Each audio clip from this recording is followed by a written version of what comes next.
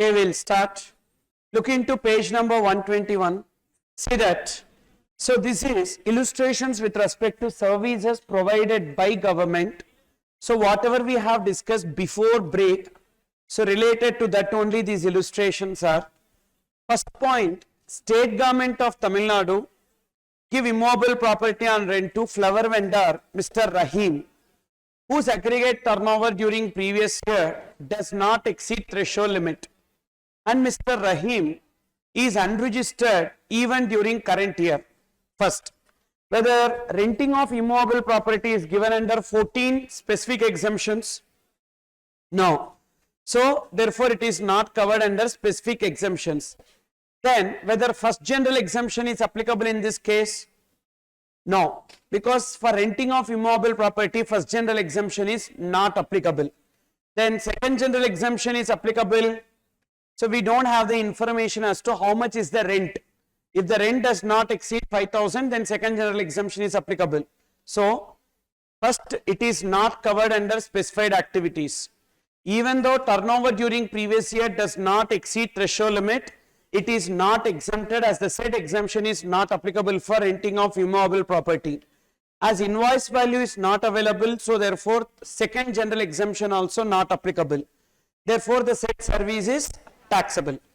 Whenever it is taxable, in case of renting of immobile property, it will come under FCM if the recipient is unregistered during the current year. Check whether they are unregistered during the current year or registered. Unregistered. So which means who will pay GST in this case? Government will pay GST under FCM. Therefore the said service is taxable. Also, as recipient is unregistered person, GST payable by government under FCM. Then second question, state government of Karnataka provides advertising services to an ad agency whose turnover during previous year exceeds threshold limit. Invoice value is 4,500 and such ad agency is not registered during current year. First, is this services provided, advertising services provided to business entity covered anywhere in the specific exemptions? No, not covered under specific exemptions. Whether the first general exemption is applicable in this case, services provided to a business entity whose turnover during the previous year exceeded threshold limit. So therefore, definitely first general exemption not applicable. What about the second general exemption? Value of supply does not exceed 5,000. Yes. So here invoice value is 4,500. It does not exceed 5,000. So it is covered under second general exemption. Then third, what will be your answer in the above case? If the invoice value is 6,000, then it is not covered under specific exemptions, not covered under general exemptions also. Therefore, it will be taxable. And who is liable to pay GST? Recipient. But the recipient is not registered. Let it be. So they need to compulsorily register and pay GST. Because we studied now, whenever recipient is liable to pay GST under RCM, they need to compulsorily get registered and pay GST. So these are the questions. Then look into the previous page. This is services provided to government. So far what we have seen is services provided by government. This is service provided to government. Generally, government is required to do certain activities to general public or business entity as per Article 243G or 243W of the Constitution. Example, water supply, laying down roads, providing sanitation services, construction of roads, and providing some basic amenities. These are all the examples of services provided by government to business entities under Article 243G or W of the Constitution. And to provide these activities, so government may not do this. So government has to do, but they will not do. Laying down road is their work, but they will lay down road. No, they will outsource it to some private contractors. Same way, solid waste management, that is wastage, garbage and all they need to clean. But that is not, that they will not do. They will outsource it to one contractor. Like whatever work that government has to do, they will outsource it to one contractor. So one contractor is providing services to the government. You understood what is the situation we are discussing? Government has to do certain activities to general public or business entities. That job government did not do. They outsourced it to one person. So now one contractor is providing that service. If it is a pure service, then it is exempted. Example, solid waste management. That is cleaning this household waste, garbage and all, and it is a job of the government. But what government did, for example, Chennai Municipal Corporation. Chennai Municipal Corporation outsourced this activity to one private company called as Urbaser. So that Urbaser company will bring their lorry, will collect the waste from the household, will dump it into the lorry, take it to the outskirts, and they will throw it there. For doing this job, they get some money from the government. That money received by them will be exempted. Is it clear? So, pure service, that is solid waste management. What if it involves both goods and services, composite supply of goods and services? Even then that activity will be exempted, provided the value of goods does not exceed 25% of the total. For example, sanitation of streets. Sanitation of streets, so involves both goods and service element. What is a goods element? Chemicals. Chemicals used for sanitation. And what is the service? Sanitization. So they will take one equipment and they will put on the drainages and all, spray na. So therefore that will be coming under sanitation. So goods element, service element, but the goods element does not exceed 25% of the total. Therefore this is exempted. Then laying down cement road. In this activity of laying down cement road, what is the goods element? Concrete, cement is goods element. What is the service element? Construction. So definitely the goods element exceeds 25% of the total. Therefore the exemption is not available. It will be taxable under FCM. So 3 points you need to remember. Services provided to government in relation to the activity which government has to do as per the constitution. If it is a pure service, come on, exempted. If it is a composite supply of goods and service where the value of goods does not exceed 25% of the total, if the value of goods exceeds 25% of the total, taxable under FCM. Previously, this exemption was applicable when the services was provided to government, government entity or government authority. But now that is omitted. Only when the service is provided to government, exemption is available. So with effect from 1/1/2022, exemption not available if such services are provided to government authority or government entity. Then when exemption is available? Only when services are provided to government. When I say government, I am referring to central government, state government, union territory or local authority. Then look into the next area, that is renting services. Renting services, there is an amendment. Already we discussed that amendment. Look into page number 122. Renting divided into two broadly: movable property, immobile property. Immobile property already we completed while discussing tenancy premium.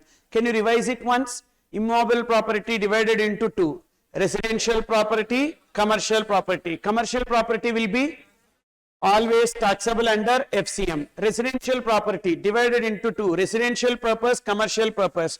Commercial purpose taxable under FCM.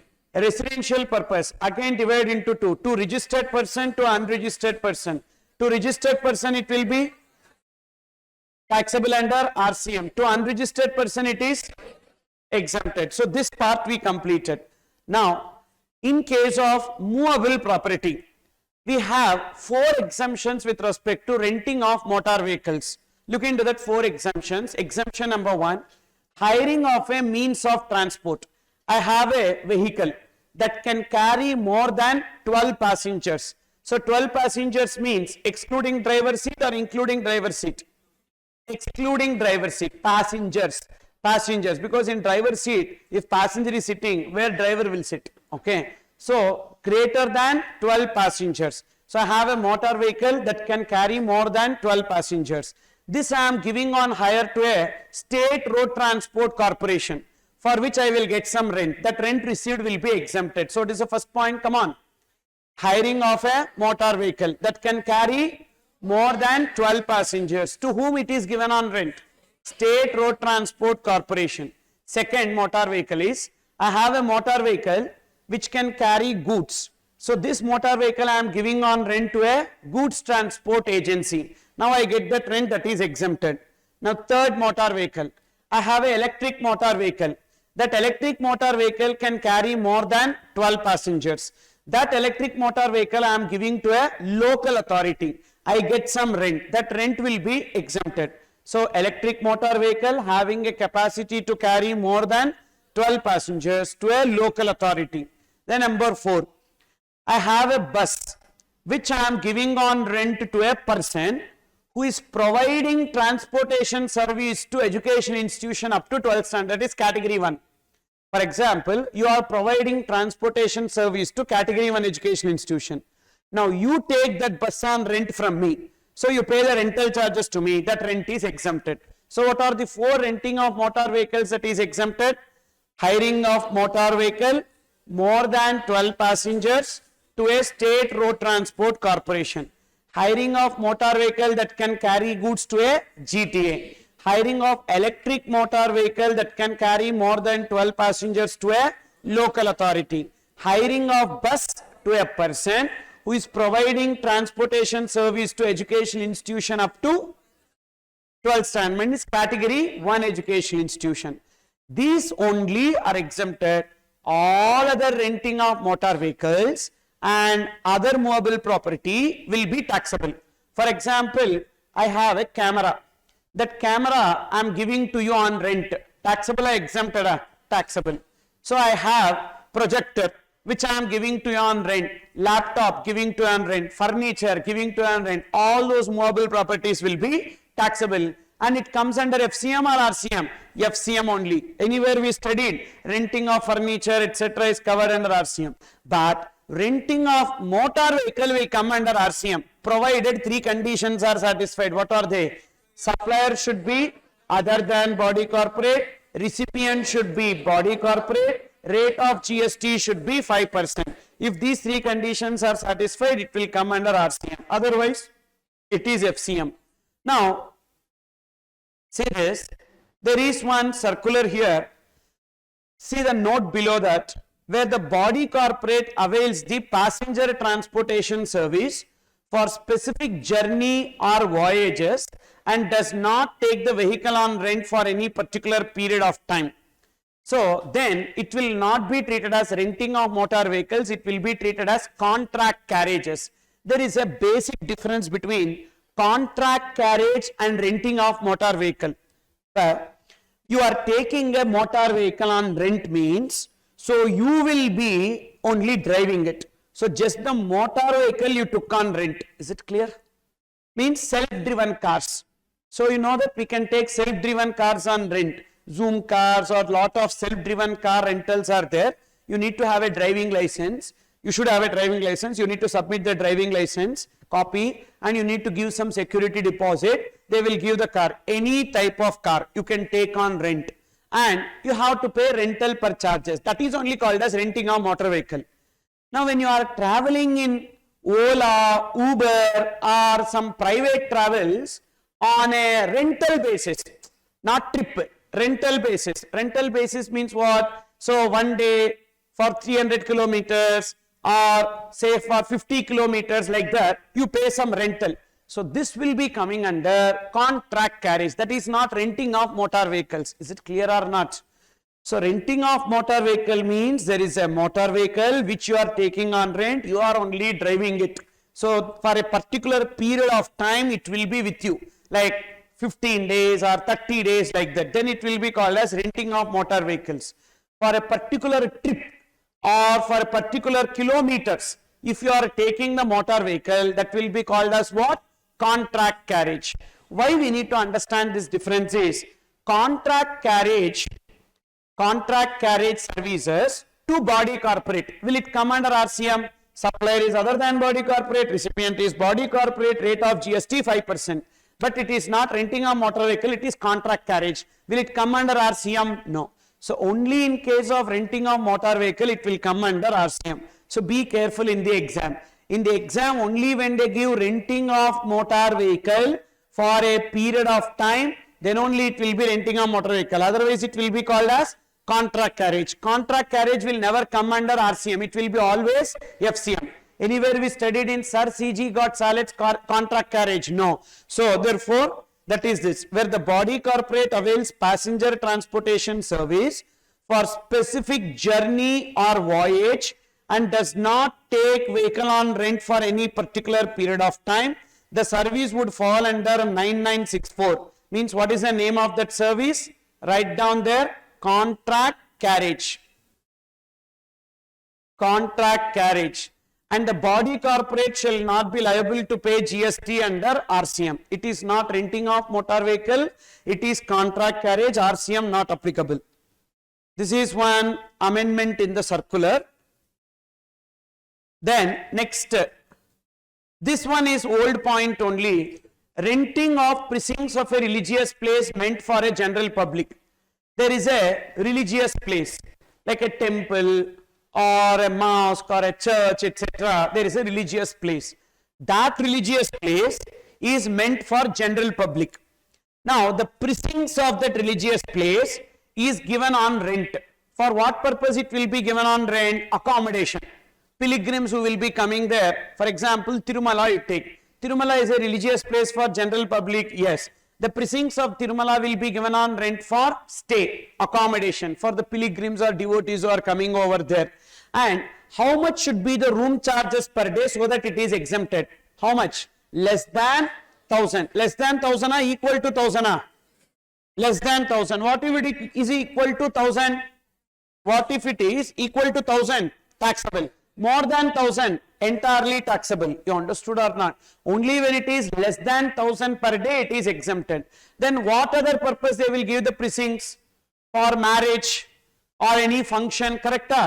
If it is for marriage function or any social functions, etc., if it is less than 10,000 rupees per day, 10,000 rupees per day, then it is exempted. If it is greater than or equals to 10,000 per day, entirely taxable.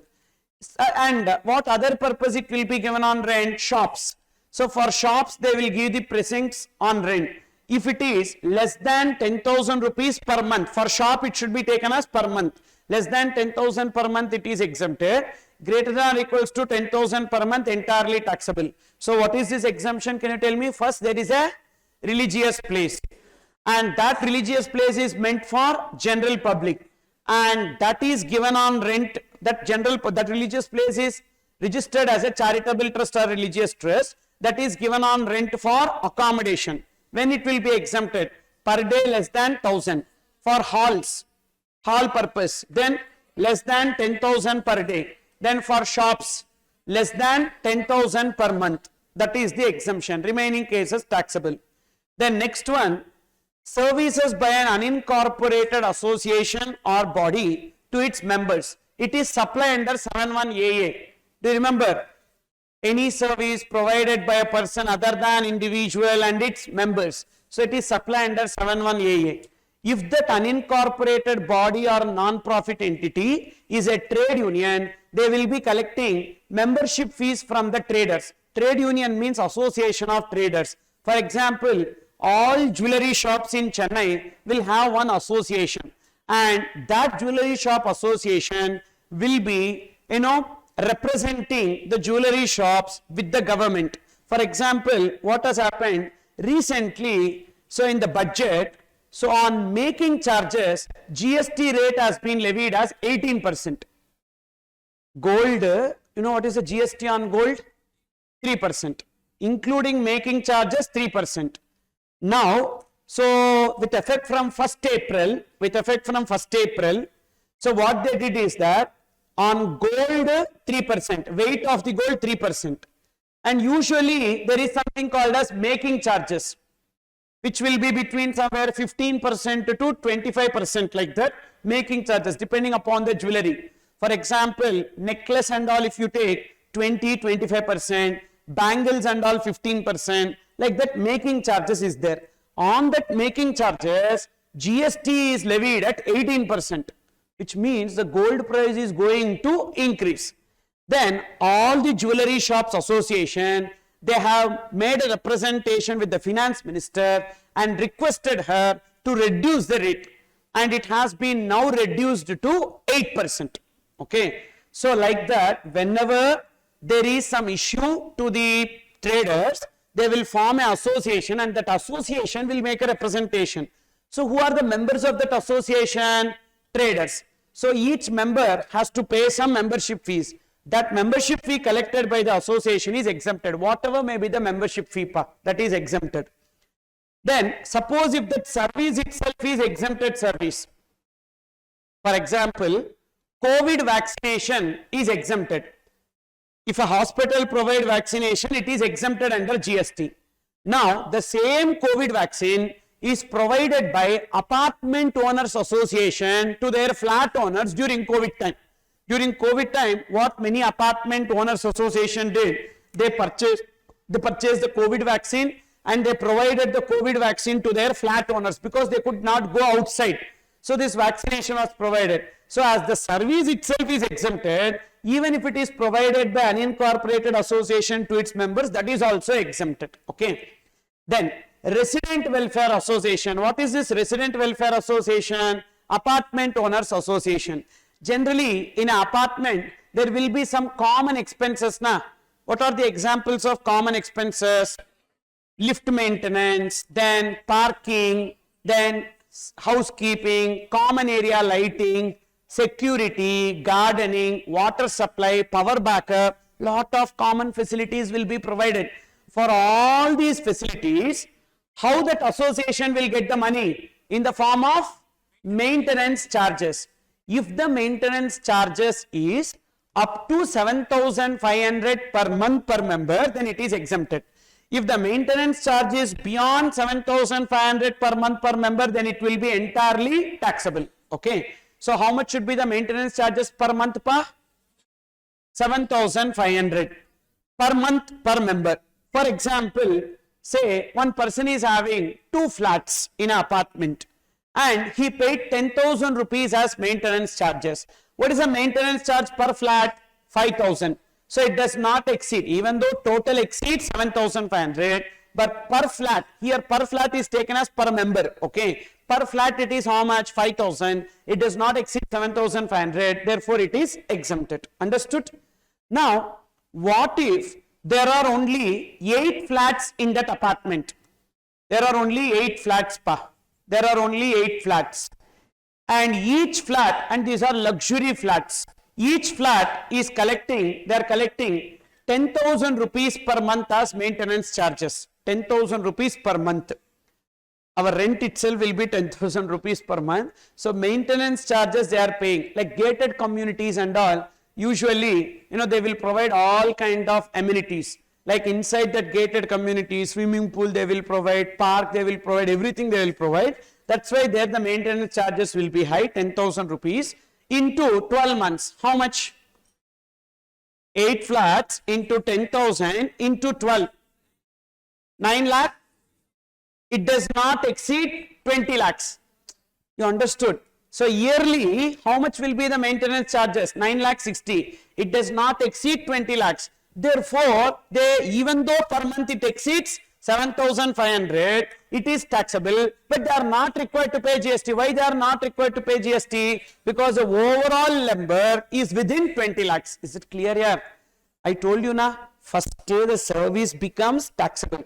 Thereafter, the person should be registered. Then only they will pay GST. Just because the service is taxable, they are not required to pay GST. Is this service taxable or exempted? Taxable. Why it is taxable? Because it exceeds 7,500 per month. But why they are not required to pay GST? Because the overall aggregate turnover does not exceed 20 lakhs and they are not required to register. See that point below. If the amount charged by the Resident Welfare Association exceeds 7,500 per month, then entire amount is chargeable to GST, provided their aggregate turnover has exceeded the threshold limit. Then, Industrial or Agricultural Labor Association. So, labor unions. Labor unions, who are the members of the labor union? Laborers. So, they will pay some membership fees. That membership fee collected from the laborers by the labor union is fully exempted. So, in case of this trade union and labor union, whatever may be the amount of membership fee, that is exempted. But in case of Resident Welfare Association, if it does not exceed 7,500 per month per member, it is exempted. Apart from these 4, any other entity or association, if it is up to 1000 rupees per month, 1000 rupees per member per annum, it is exempted. For example, so there is one club, social club, okay, one social club is there. In that social club, so you have joined as a member and the charges is 800 rupees per annum. In that social club, 800 rupees per annum is the membership fees. Taxable or exempted? Exempted. Why? Up to 1000 rupees per member per annum. It is not per month, per annum. What if it is 1500 rupees per annum? Entirely it will be taxable. So any other association, if the membership fees is up to 1000 rupees per annum, then it is exempted. Understood? So what are the 5 exemptions, pa? Tell me. Trade union, any amount collected, exempted. Labor union, any amount collected, exempted. Then if that service itself is exempted, even if it is provided by association to its members also exempted.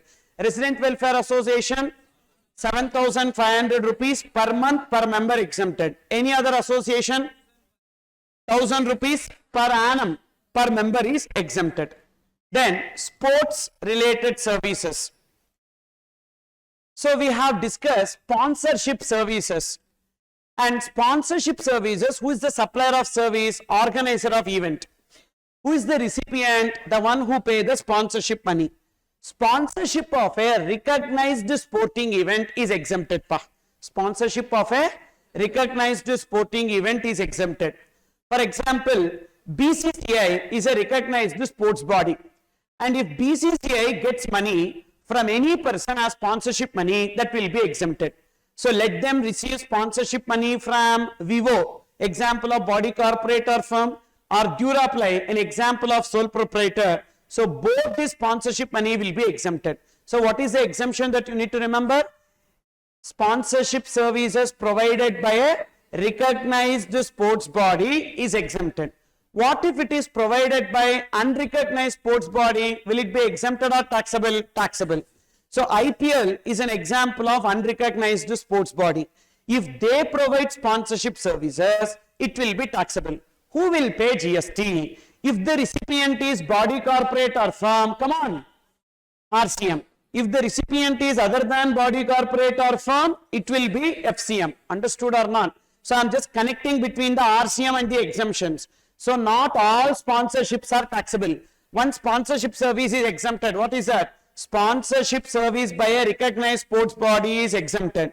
And sponsorship by other than recognized sports body will be taxable. Wherever it is taxable, if the recipient is body corporate or firm, it will come under RCM. Otherwise, it will be FCM. What is a recognized sports body? So that is any body under National Sports Federation like BCCI, Indian Hockey Federation. So these are all will come under. So even Indian sports like Indian Football League. So these are all examples of any body or association under National Sports Federation.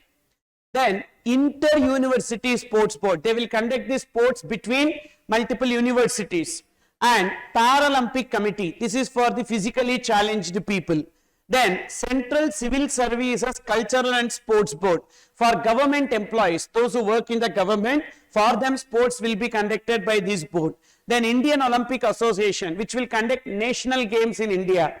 Then Panchayat Sports Board, at the rural level, village level, they will be conducting lot of sports and games like kabaddi or volleyball, etc. So they will be coming under Panchayat Sports Board. So these are the 6 recognized sports bodies. If they earn money by way of sponsorship, that is exempted. So what are the 6 recognized sports bodies? Any body under National Sports Federation, Inter-University Sports Board, then Paralympic Committee, the Central Civil Services Cultural and Sports Board, then Indian Olympic Association and Panchayat Sports Board. These are the 6 sports bodies.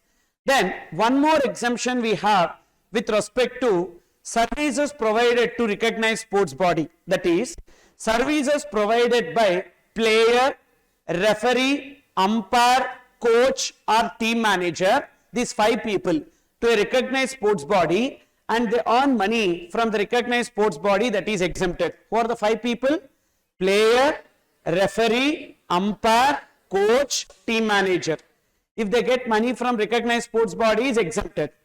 And what about others getting money from recognized sports body like selectors, commentators, curators, etc. So these other people receiving money from recognized sports body will be taxable.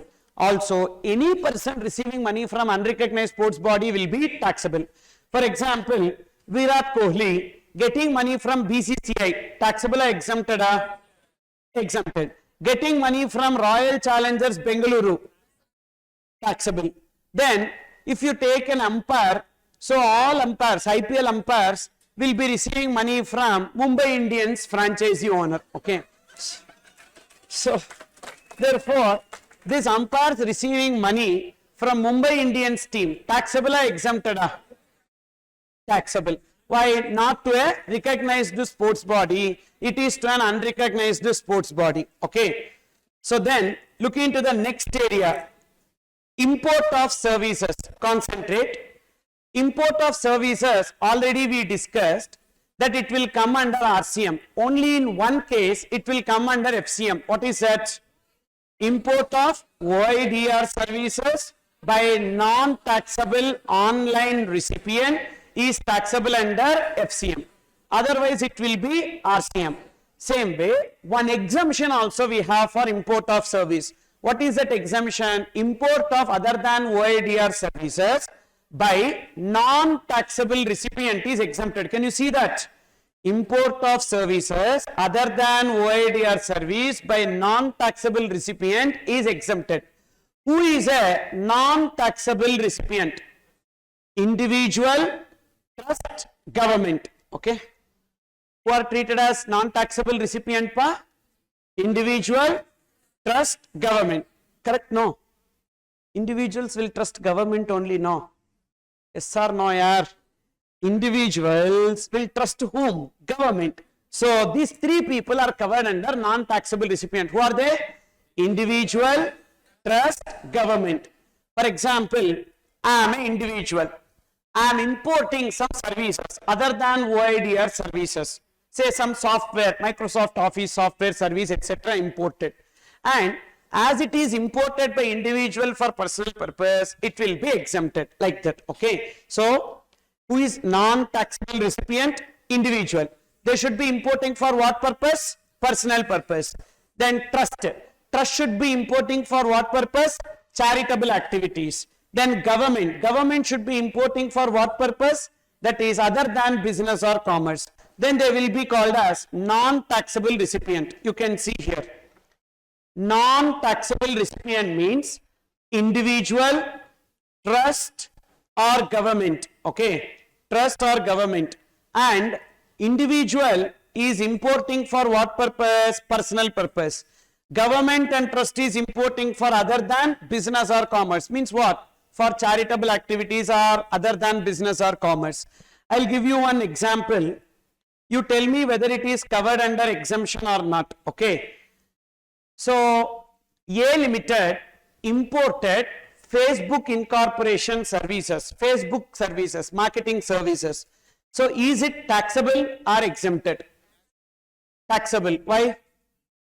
Facebook will come under OIDR services. OIDR services always taxable. Is it clear?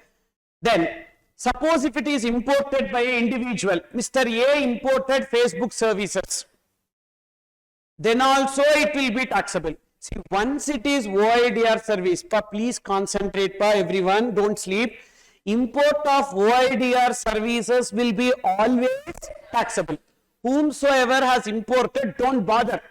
But if it is imported by non-taxable online recipient, supplier will pay. What is the difference between non-taxable online recipient and non-taxable recipient? Non-taxable online recipient versus non-taxable recipient. Any unregistered person importing for other than business or commerce is non-taxable online recipient. And a non-taxable recipient is individual, trust, government, importing for other than business or commerce. You understood the difference? So when you need to apply NTOR, when you need to apply NTR. So in case of OIDR service, simple NTOR ko NTR ko enna extra difference That is what? OIDR. You understood. Whenever there is OIDR service, we need to apply NT OR. Whenever it is other than OIDR service, we need to apply NTR. Okay. Now 4 points you need to remember. First, OIDR service by NT OR. What is the answer? Taxable under FCM. Okay. OIDR service by other than NT OR. Taxable under RCM. Other than OIDR service by non-taxable recipient, exempted. Other than OIDR service by other than non-taxable recipient, taxable under RCM. Clear? Now, OIDR service means what? Already we discussed, NTOR and non-taxable recipient. Now, wherever it is taxable under RCM, they need to compulsorily get registered and they need to pay GST. Even this supplier who is liable to pay GST under FCM in case of OIDR service is also compulsorily required to get registered. So when GST payable under RCM, they need to compulsorily get registered. Even supplier of OIDR service is also compulsorily required to get registered. You need to just remember 4 points. That is, OIDR service always taxable. If it is imported by non-taxable online recipient, supplier will pay GST. If it is imported by other than non-taxable online recipient only will pay GST. If it is other than OIDR services, imported by non-taxable recipient, it is exempted. Other than non-taxable recipient will be taxable under RCM. Then, look into the next one, construction services. So, read the first point and second point in construction service and tell me the differences. What are the differences between first and second point? Construction of an individual house, irrespective of the floor area or cost, not as a part of complex, is exempted. Whereas construction, repair, alteration, renovation, etc. following projects is exempted. Now, in the first case, what is exempted? Construction as well as repair, or only construction? Only construction. But in the second point, what is exempted? Both construction as well as repair. Okay, both construction as well as repair, both are exempted. In the first case, what should be constructed? Individual house. In the second case, construction of or repair of project. What project? Housing for all mission or Pradhan Mantri Awas Yojana. What is the meaning of an individual house? A house occupied by a single family. Say for example, I want a big bungalow to be constructed. Now, that bungalow contains 8 floors. Now, whether this construction will be taxable or exempted? Exempted.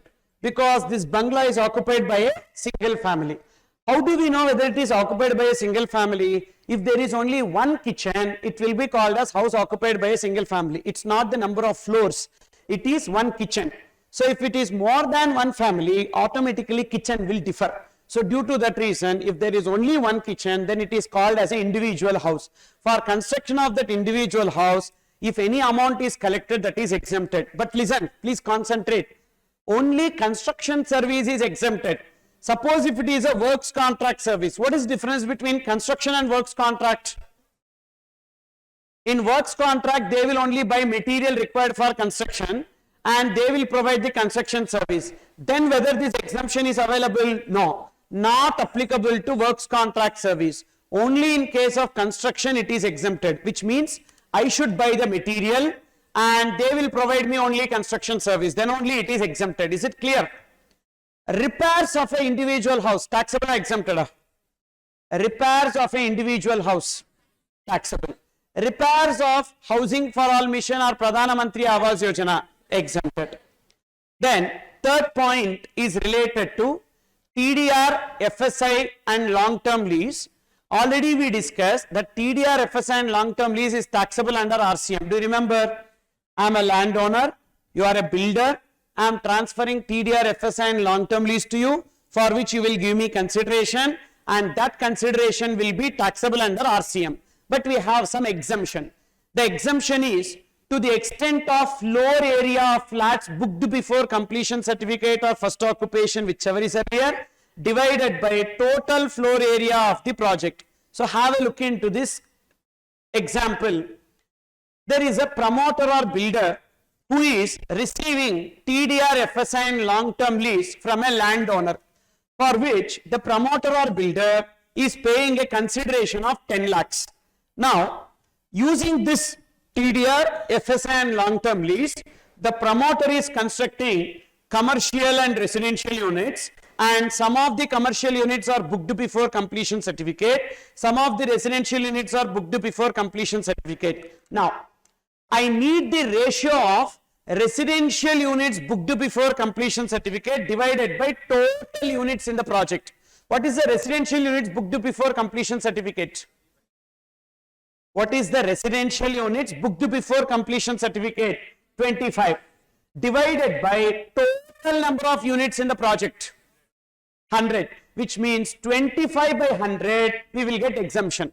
To that proportion, we will get exemption on inward supply. So, what is the value of inward supply? Promoter or builder or inward supply value, how much pa? 10 lakhs. On that, 18% you apply. How much? 1,80,000. Now, what will be the exemption? In this 1,80,000 into 25 by 100 is exempted. What is 25 by 100? Residential units booked before completion certificate divided by total number of units. So, to that extent it will be exempted. So, are they required to pay entire 1,80,000? No, they need to pay only 1,35,000. Can you tell me what is exempted? Come on. Value of inward supply with respect to TDR, FSI, long-term lease into 18% into what by what? Numerator. Area of residential units booked before completion certificate divided by total number of units in the project or total area in the project. Suppose if they give square feet, you take square feet. Is it clear? Here it is given units, so we are taking units. If they give square feet, we will take square feet and arrive at the answer. Then next one, so in this long-term lease, it also includes priority or preferential location charges. For example, sometimes what happens is that, so on long-term lease, we pay extra amount for giving a preferential location. So for that normal, we will pay some lease charges, but apart from that, as there is a preferential location, means near to airport, near to metro station, or near to highway, like that, some preferential location charges they collect. For the preferential location charges also same treatment. Okay. Then next, when value of flat includes the value of land, fourth exemption we are discussing. When value of flat is including the value of land. When you buy a flat, whether the land value is also included in that flat or not. You pay only for the flat or including the land value? Including the land value. That is known as UDS, undivided share of land. For example, there is 2,500 square feet. In that 2,500 square feet, we construct 5 flats. Means each flat will have a UDS of 500 square feet. Which means, whenever we buy the flat, we get the proportionate share in the land. Means we are paying not only for the flat, but we are also paying for the land. But GST payable on land or GST not payable on land? GST not payable on land. So therefore, they are giving 1/3 reduction from the value of flat whenever value of flat includes value of land. For example, you purchased a flat including the land value for 75 lakhs. From that 75 lakhs, how much will be excluded towards land? 1/3. What is 1/3? 75. 1/3 is 25, which means you need to pay GST only on 50 lakhs. Let the land value be given separately or together, we will follow the same method. For example, if value of land is 50,000 and value of flat excluding value of land is 40,000, then also we need to do the same. What we need to do? Total it. What is the total? 90 lakhs. In that 90 lakhs, how much will be allowed as deduction? Only 30 lakhs, 1/3.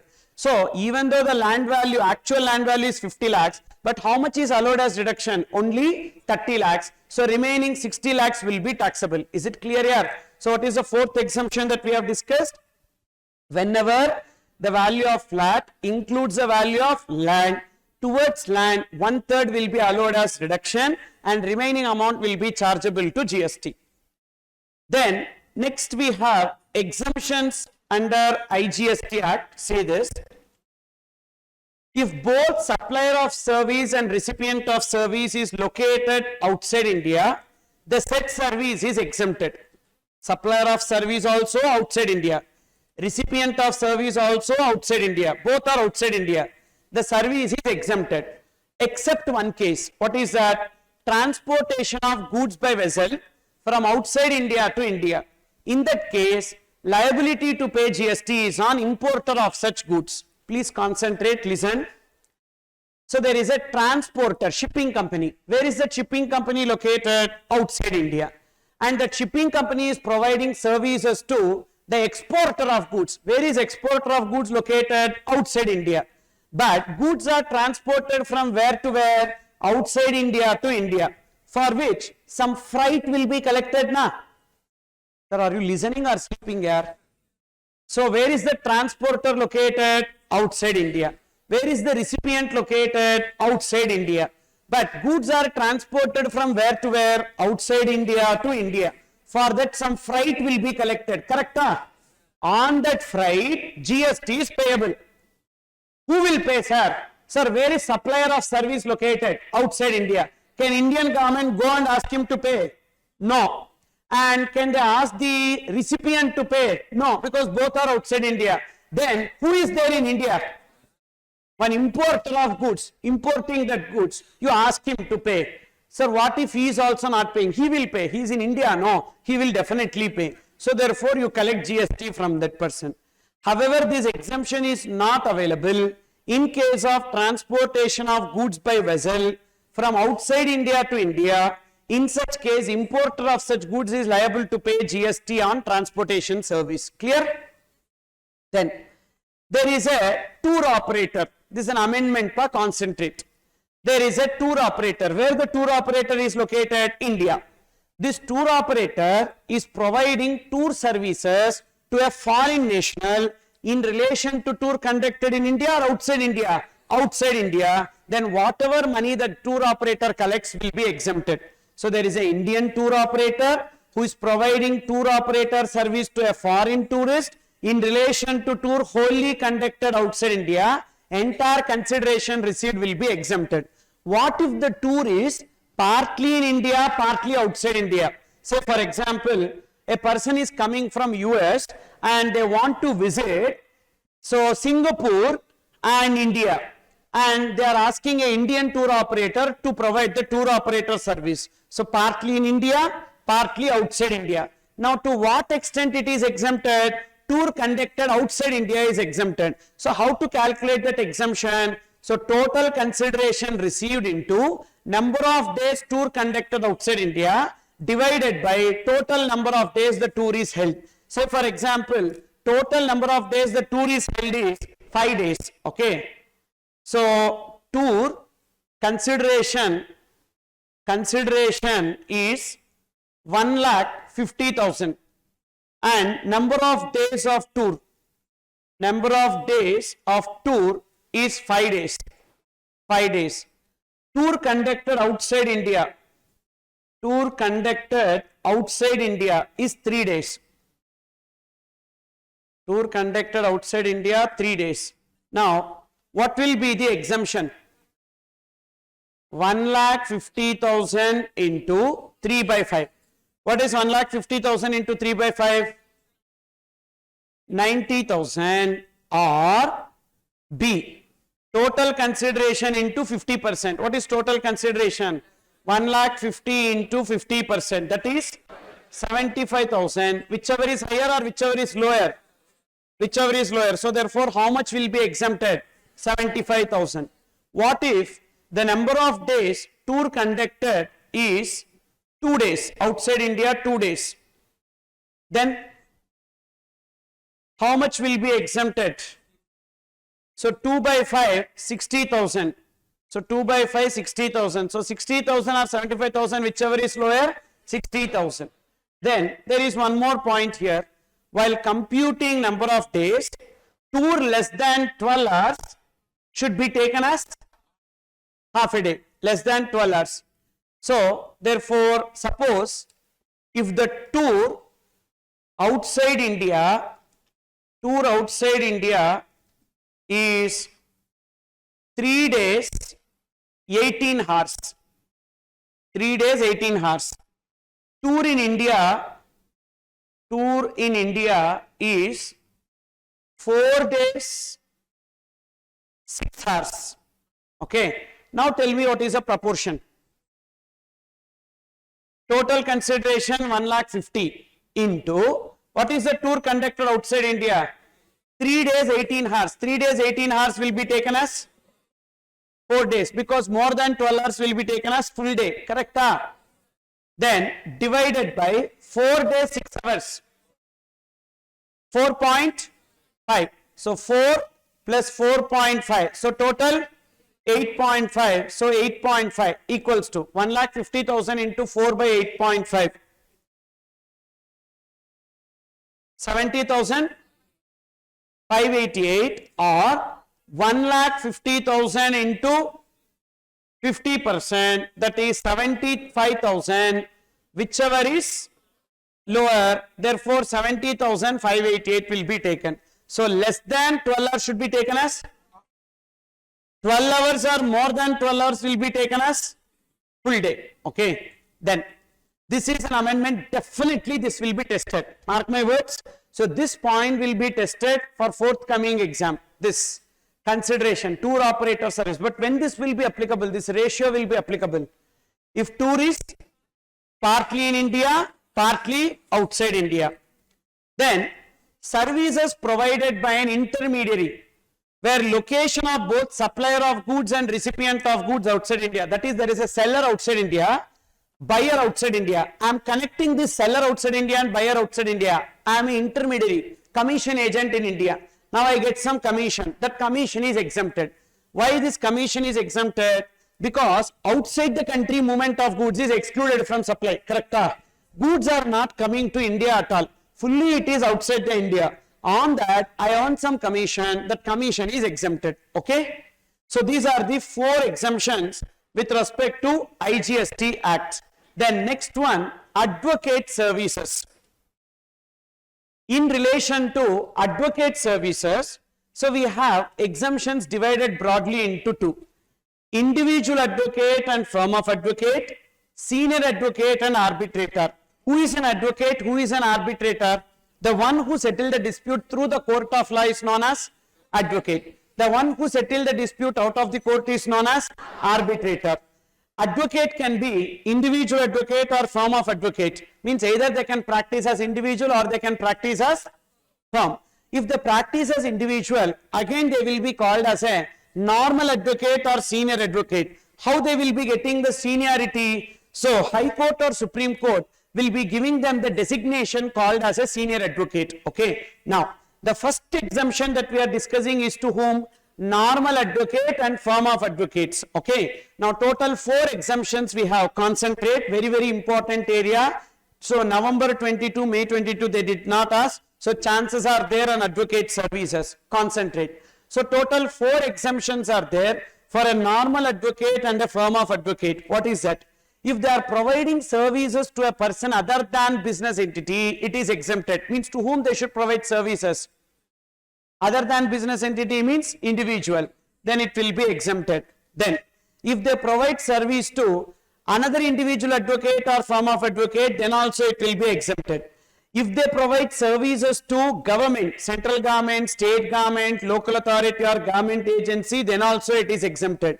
If they provide services to a business entity whose turnover during previous year does not exceed threshold limit, even then it will be exempted. In remaining cases, it will be taxable. Wherever it is taxable, liability to pay GST is on the business entity under RCM. What are the 4 exemptions? If they provide service to an individual other than business entity, exempted. If they provide service to another individual advocate or firm of advocate, exempted. If they provide service to central government, state government, local authority, government agency, exempted. If they provide service to a business entity whose turnover during previous year does not exceed threshold limit, exempted. Remaining cases it will be taxable. Wherever it is taxable, it will be covered under RCM. Got it? Now, compared to this, for a senior advocate and arbitrator, what are the exemptions that we have? The first exemption, third exemption and fourth exemption is there even for senior advocate and arbitrator. Can you see that? Which exemption is not there for senior advocate and arbitrator? If they provide service to another individual advocate or firm of advocate, then what we need to do when a senior advocate is providing service to another advocate or firm of advocate, then in that case, the individual advocate or firm of advocate is not treated as recipient, but the ultimate litigant or applicant or petitioner shall be deemed to be recipient. Okay, so it is not the individual advocate or firm of advocate. That individual advocate, firm of advocate in turn will provide service to one person. That recipient should be taken as the recipient for this purpose. Now, let's try to understand this with the help of some examples. Kindly make note of this in your notebook. Illustrations on advocate services.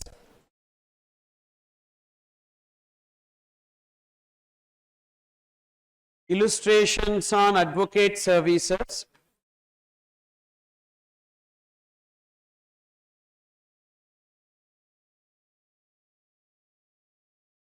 See the first one. Mr. Arvind is a senior advocate. Mr. Arvind is a senior advocate. And this Mr. Arvind is providing services to ABC Private Limited. ABC Private Limited. This ABC Private Limited turnover during previous year is greater than threshold limit. Is greater than threshold limit. What is your answer? What is your answer? So they provided some legal services. Taxable or exempted? Taxable. Senior advocate providing services to a business entity. That business entity turnover during the previous year exceeds threshold limit. So therefore the answer is taxable. And who is liable to pay GST? ABC Private Limited shall pay GST under RCM. Shall pay GST under RCM. Clear here? Understood this one? Next. Second one.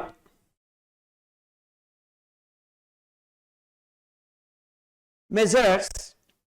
LMN and Co. Firm of advocates. Firm of advocates. They provided services, legal services to Messrs. Save Nature, a government agency. A government agency. And that government agency turnover during previous year exceeds threshold limit. Exceeds threshold limit. Then what is your answer? Taxable or exempted? Exempted. Why? Firm of advocate providing services to central government, state government, local authority or a government agency will be exempted. We don't have to check what is their turnover during the previous year. Therefore, it is exempted. Next, number 3. Mr. Mukund, a senior advocate,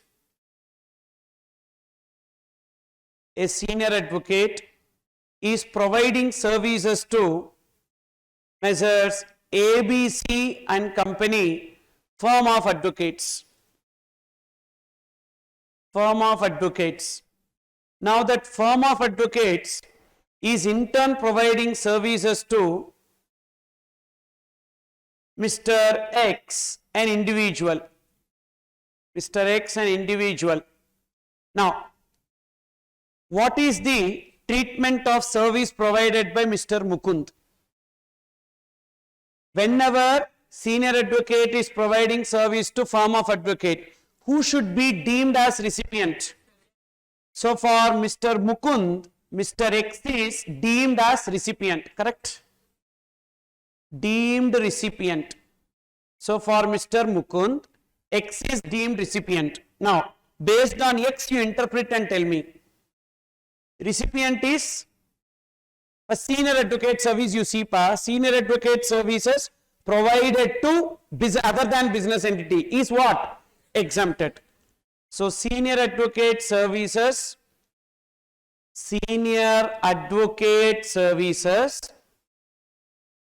provided to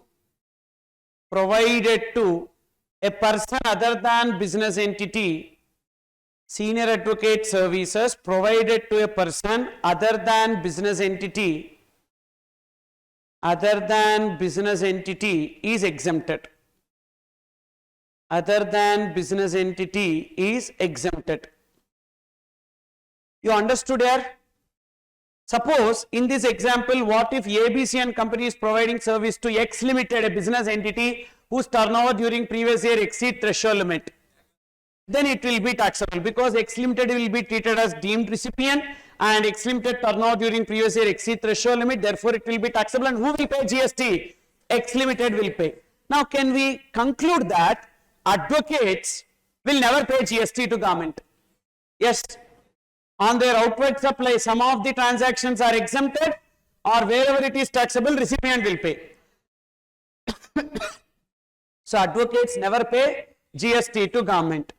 Then what if arbitrator is providing service to individual advocate or firm of advocate? That is hypothetical, because arbitrator will do the settlement of dispute out of the court and advocate will settle the dispute through the court. Why arbitrator will be providing service to advocate? Impossible. You understood? So only combination is senior advocate providing service to firm of advocates or individual advocate. We need to see the ultimate litigant, applicant or petitioner as the recipient. Understood? That is this. And next one, transportation services. So we have transportation services and thereafter, so miscellaneous exempted services. It is over. We are at the end. So please concentrate. Transportation services divided into two: transportation of goods service and transportation of passenger service. Now, transportation of goods service by roadways, only two cases it will be taxable. That is GTA service and courier agency.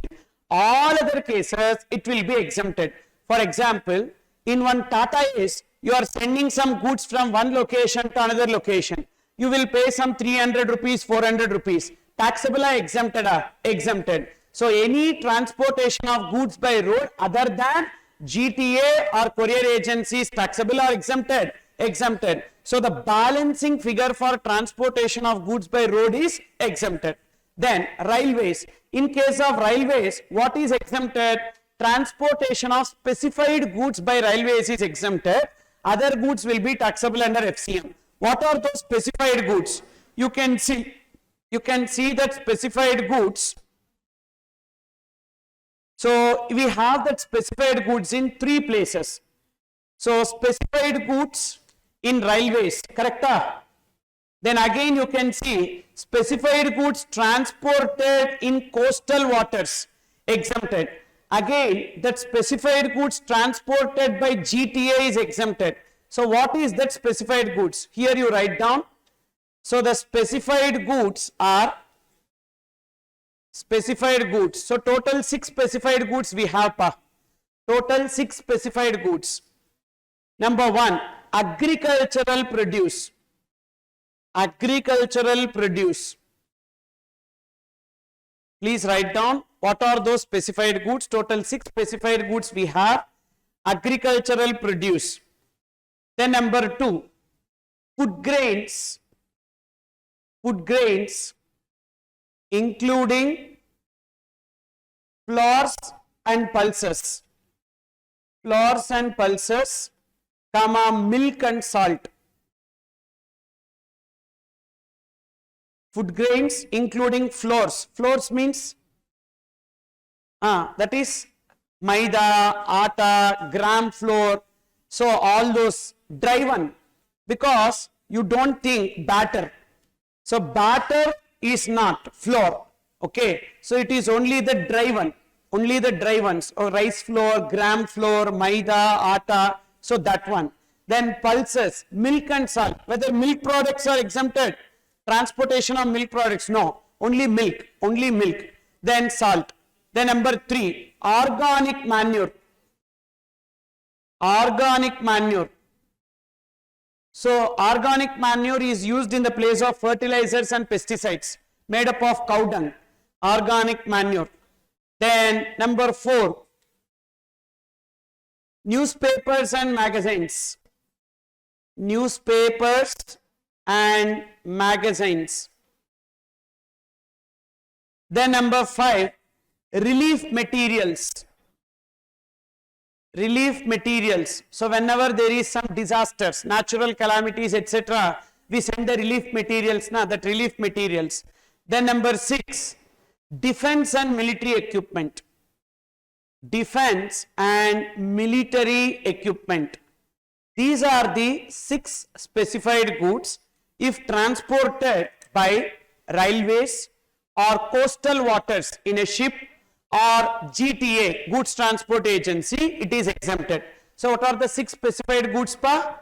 Agricultural produce, food grains including flours, pulses, milk and salt, organic manure, newspapers and magazines, relief materials, then defense and military equipments. Previously one more was there, that is railway equipment, but that railway equipment is not exempted now. So it will be taxable. Okay. So these 6 specified goods transported by railways is exempted. All other goods transported by railways will be taxable. Then waterways. Waterways, we have domestic waterways and international waterways. Domestic waterways again divided into 2. Inland waters and coastal waters. Inland water means river, through river. So river means, so like normal we have this Kaveri river, Godavari river, like that. So through that river also goods can be transported, but rarely it will be transported. That will be exempted.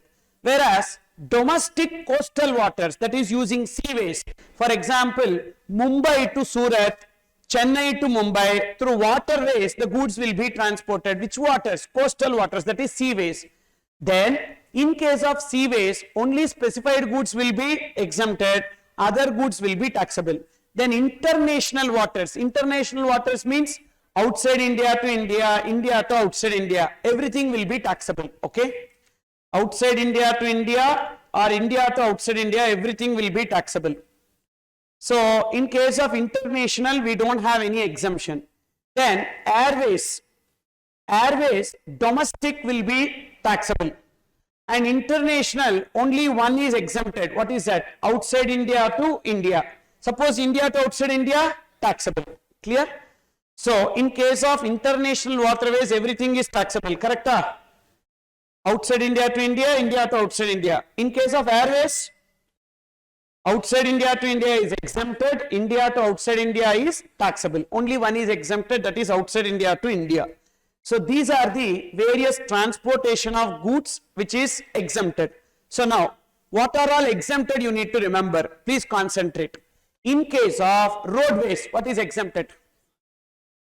Other than GTA or courier agency exempted. Super. In case of railways, what is exempted? Specified goods. In case of waterways, what is exempted? Inland waters or coastal waters between places in India, specified goods. Okay. Then airways, what is exempted? Only outside India to India. Okay. Now, without seeing this, tell me airways, what is exempted? Outside India to India exempted. Then waterways, what is exempted? Inland waters, coastal waters, specified goods. Okay. In case of railways, what is exempted?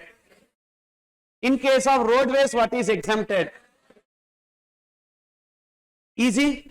So this way you need to remember. So remaining and all taxable. Then GTA, in case of goods transport agency, we have 3 exemptions.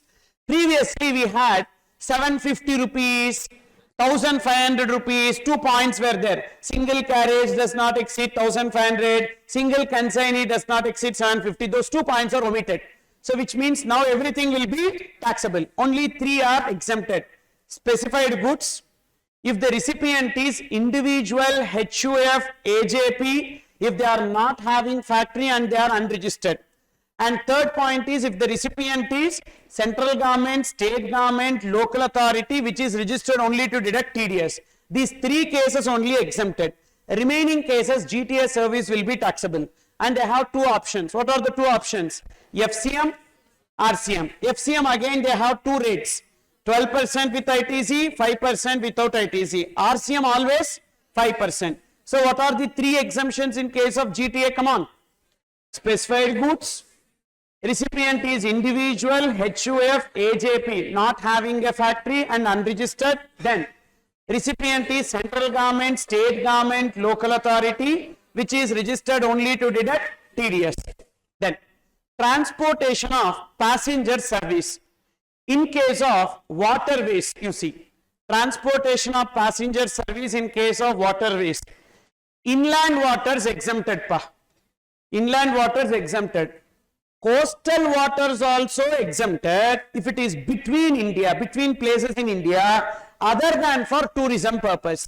For example, in Kerala, people will be traveling by boats in rivers from one place, one village to another village, because road facility they don't have that much. So therefore not every village they have a road facility. So they travel by small boats. Taxable or exempted are exempted because it will come under inland waters. And say when we go to some tourist spots and all, there will be some rivers there. In that river, boat will be provided. Okay. So that will be taxable or exempted? Exempted. So inland waters, let it be for tourism purpose or public transportation, it is exempted.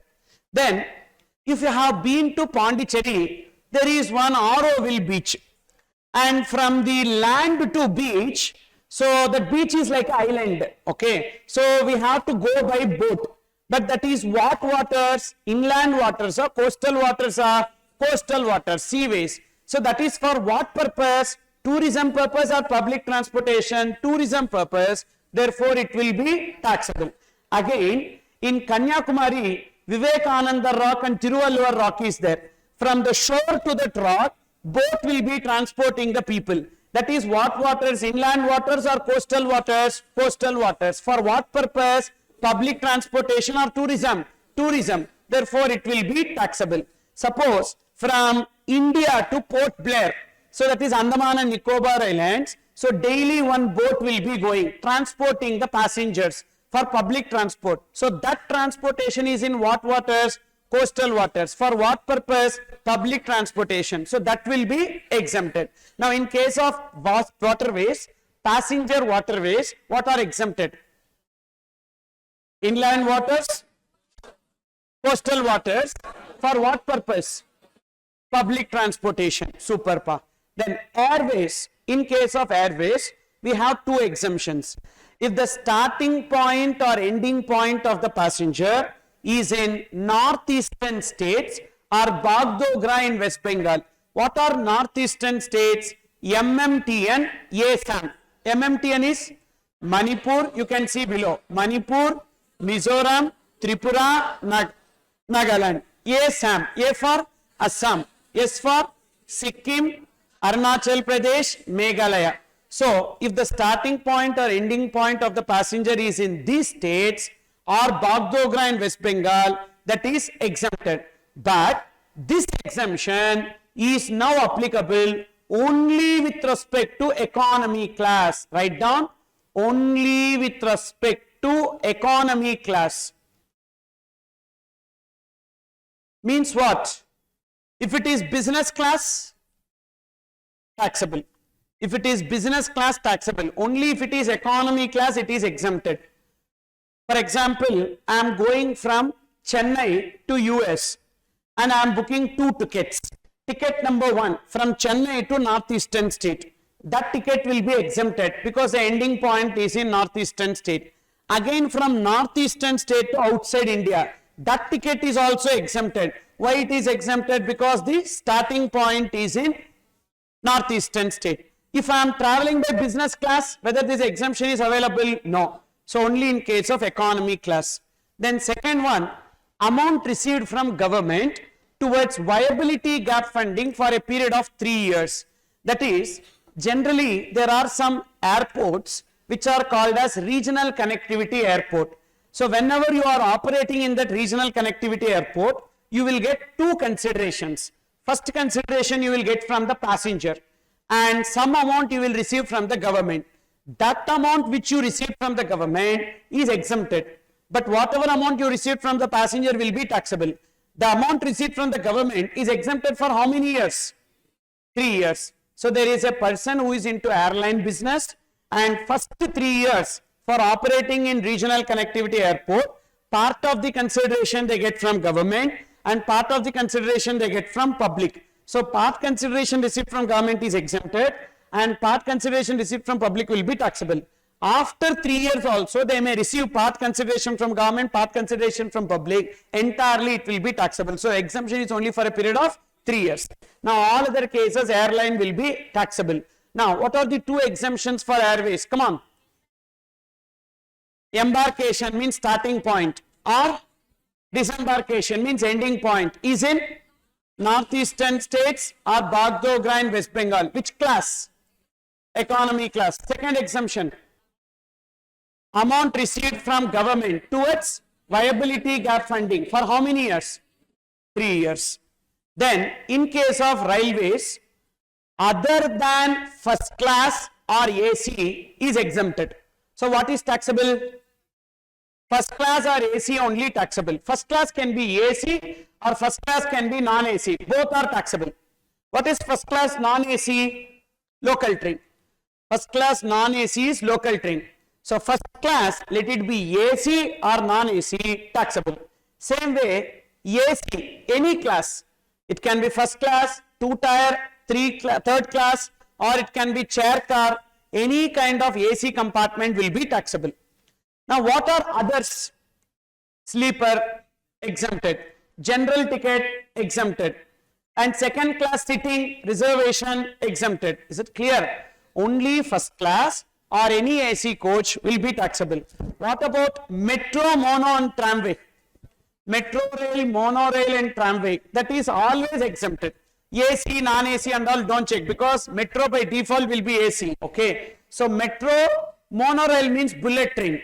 Tramway means on the road itself they put the track, that is tramway. Okay. So all these three will be exempted. So therefore in case of railways, what are exempted? Come on.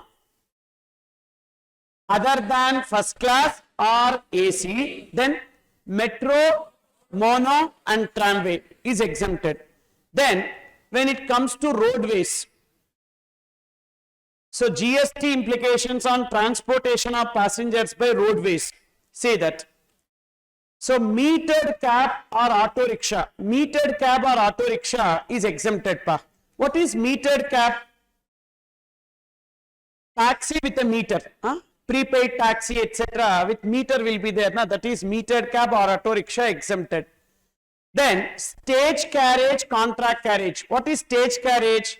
Which stops at every stage of its journey. Share auto, then local bus. This will be coming under stage carriage. Stage carriage, AC, non-AC. AC will be taxable, non-AC is exempted.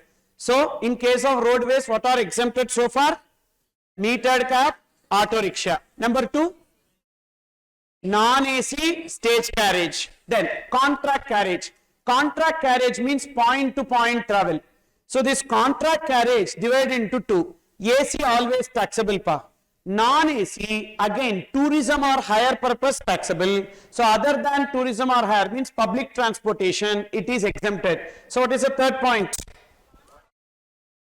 Non-AC contract carriage for public transport. So all other transportation of passenger will be taxable. You understood? So come on, tell me in case of roadways, what are the 3 exemption? Transportation of passenger by roadways, metered cab or auto rickshaw, stage carriage, non-AC stage carriage, then non-AC contract carriage for public transportation, okay, other than tourism or hire. These 3 only exempted. Remaining transportation of passenger by roadways will be taxable. Now you tell me, ropeway, transportation of passengers by ropeway, taxable or exempted? Anywhere in the exemptions? So, then transportation of passengers by cable car, taxable. Transportation of passengers by horse cart, taxable. Balancing figure, taxable. You understood or not? But if they register, they will pay GST. Otherwise, they will not pay GST. Transportation of passengers by rickshaw, normal, manual rickshaw. One person will be pulling it. Taxable or exempted? Taxable. Taxable, sir. It is not covered under exemption, taxable. But if they register, they will pay GST. Definitely they will not register and all, because their aggregate turnover will not exceed 20 lakhs. But service wise, if you see, it will be taxable. Then aerial tramway, that is to the uphill, one tramway is laid down. Aerial tramway. Exempted pa. Metro, mono and tramway is exempted. Let it be aerial tramway or underground tramway. Tramway is exempted. You understood or not? So tramway is exempted. Metro, mono and tramway is exempted. Understood? So now transportation of passengers. Come on, tell me.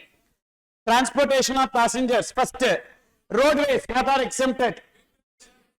Metered cab, auto rickshaw, non-AC stage carriage, non-AC contract carriage other than tourism or hire. Waterways, inland waters, coastal waters for public transportation. Railways, specified goods, idu passenger swami. So railways other than first class or AC, metro, mono and tramway. Airways,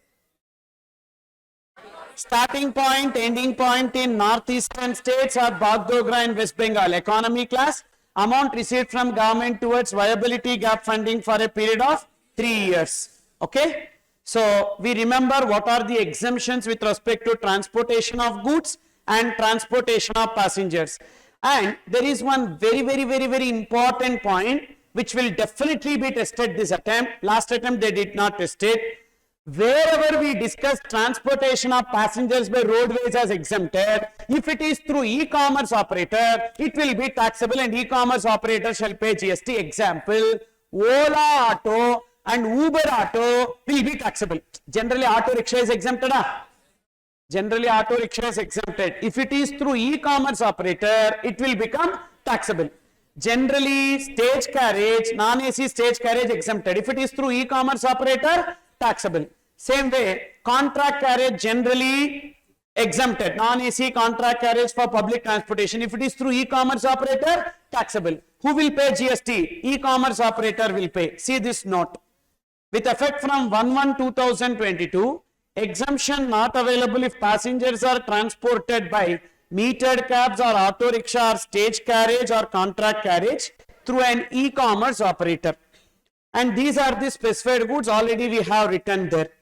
Then miscellaneous exempted services. See this first one. Services by way of transfer of a going concern as a whole or independent part thereof. That is, I have a business.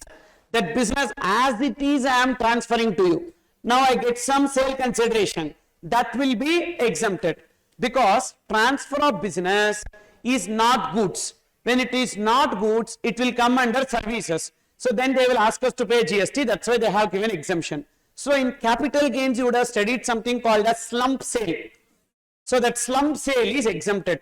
So as such, lock, stock, barrel, my business is transferred. I get some money. That money received by me is exempted. Then supply of services associated with transit cargo to Nepal and Bhutan. Nepal and Bhutan are landlocked countries. So, first goods will be unloaded in India. Thereafter, it will go to Nepal and Bhutan. So to that transit cargo, if you provide any service like transportation, loading, unloading, warehousing, etc., that will be exempted. Both to and from covered under exemption. Not only to Nepal and Bhutan, from Nepal and Bhutan is also covered. Then services by way of collecting or providing news by independent journalists. There will be some independent journalists who will not be working for a particular newspaper or channel. They will be working for many newspapers and channels, and they will gather the news and sell it to the newspapers or news channels. They get some money. That money earned by these independent journalists is exempted. Same way, fully exempted. Same way, Press Trust of India or United News of India, PTI and UNI.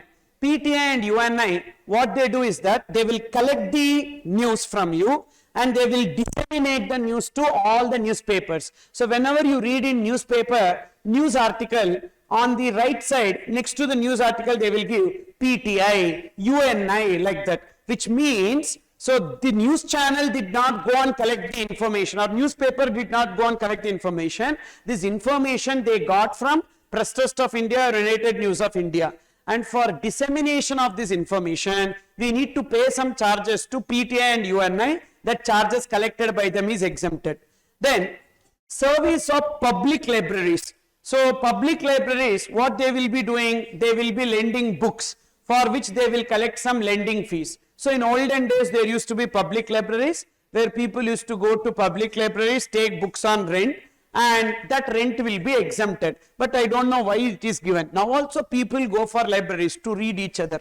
So then, so point number 5, so services by an organizer to any person in respect of business exhibition held outside India.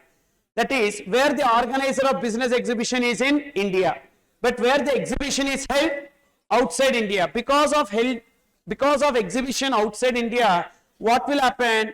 We get export orders. That's the reason why this service, organizing a business exhibition outside India, is exempted. Then, service by way of public conveniences such as provision of facilities of bathroom, washroom, lavatories, urinal or toilet. So that 1 rupee, 2 rupees we pay and use the toilet, that 1 rupee, 2 rupees is exempted. No need to pay GST on that. Okay. Then, 7. Toll charges, already this I told you, toll charges is exempted, including toll charges by way of annuity. Then services by performance artist in folk or classical art form of music or dance. So there should be performing, performance artist means what? One who perform before the audience. And in which genre they should perform? Either folk or classical, okay? And that to which art form? Either music or dance or theatre. For example, Bharatanatyam is a classical and dance, classical dance. Therefore, the performance artist who performs before the audience is exempted if the consideration per performance does not exceed 1,50,000. However, if the consideration is received for promoting a brand, that is acting as a brand ambassador, then it will be fully taxable. You understood? Only if they are acting, so for the purpose of recreation. Okay. For example, this is one such club known for, recreation purposes. And here, lot of people will be performing and they get some money for performances. So that will be taxable or exempted. Provided it does not exceed 1,50,000. For a product launch function, for a business meeting and all also, some Bharatanatyam dance performance will be given. For that some amount will be paid. That amount earned by the artist will be coming under taxable, whatever may be the amount. And here we need to see it as per performance. For a performance does not exceed 1,50,000. Suppose if an artist has given 2 performances, and received 2 lakh rupees, it is exempted. Why? Each performance, it does not exceed 1,50,000. Then, satellite launch services supplied by Indian Space Research Organization, Antrix Corporation or New Space India Limited. At present, in India, only these 3 people can provide satellite launch service So all these three people are exempted. So what you need to remember, satellite launch service is exempted. Then service by way of axing road against toll charges. So this already we discussed. Extra overloading charges is also exempted. What is overloading charges means? Generally some trucks which are taking lots of goods, huge goods and all, and going in a toll gate. So apart from normal toll charges, they need to pay overloading charges. So that is exempted. So in relation to toll charges, what and all are exempted? Normal toll charges exempted. Toll charges by way of annuity exempted. Overloading charges exempted. Not having FASTag, extra charges collected is also exempted.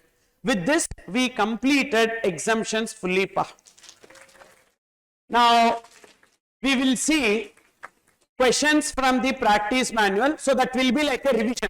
Whatever we studied, immediately we need to apply. And so here, you should participate in the discussion and don't see the answer, just wholeheartedly, please see only the questions and answer. So then you will know whether you have learnt or not. And whenever you are reading questions on exemptions, it is simple. If you know, the answer is exempted. If you don't know, the answer is taxable. Okay? Hamapa, you read something and you realize like somewhere I heard it, exempted. You read it and you don't know the answer for it. You write it as taxable. That is correct answer. Okay? So because what we study is only exemptions, and all exemptions, what is the notification number that we need to give as a reference? Notification number 12/2017. What's the page number? 123. So please take page number 123.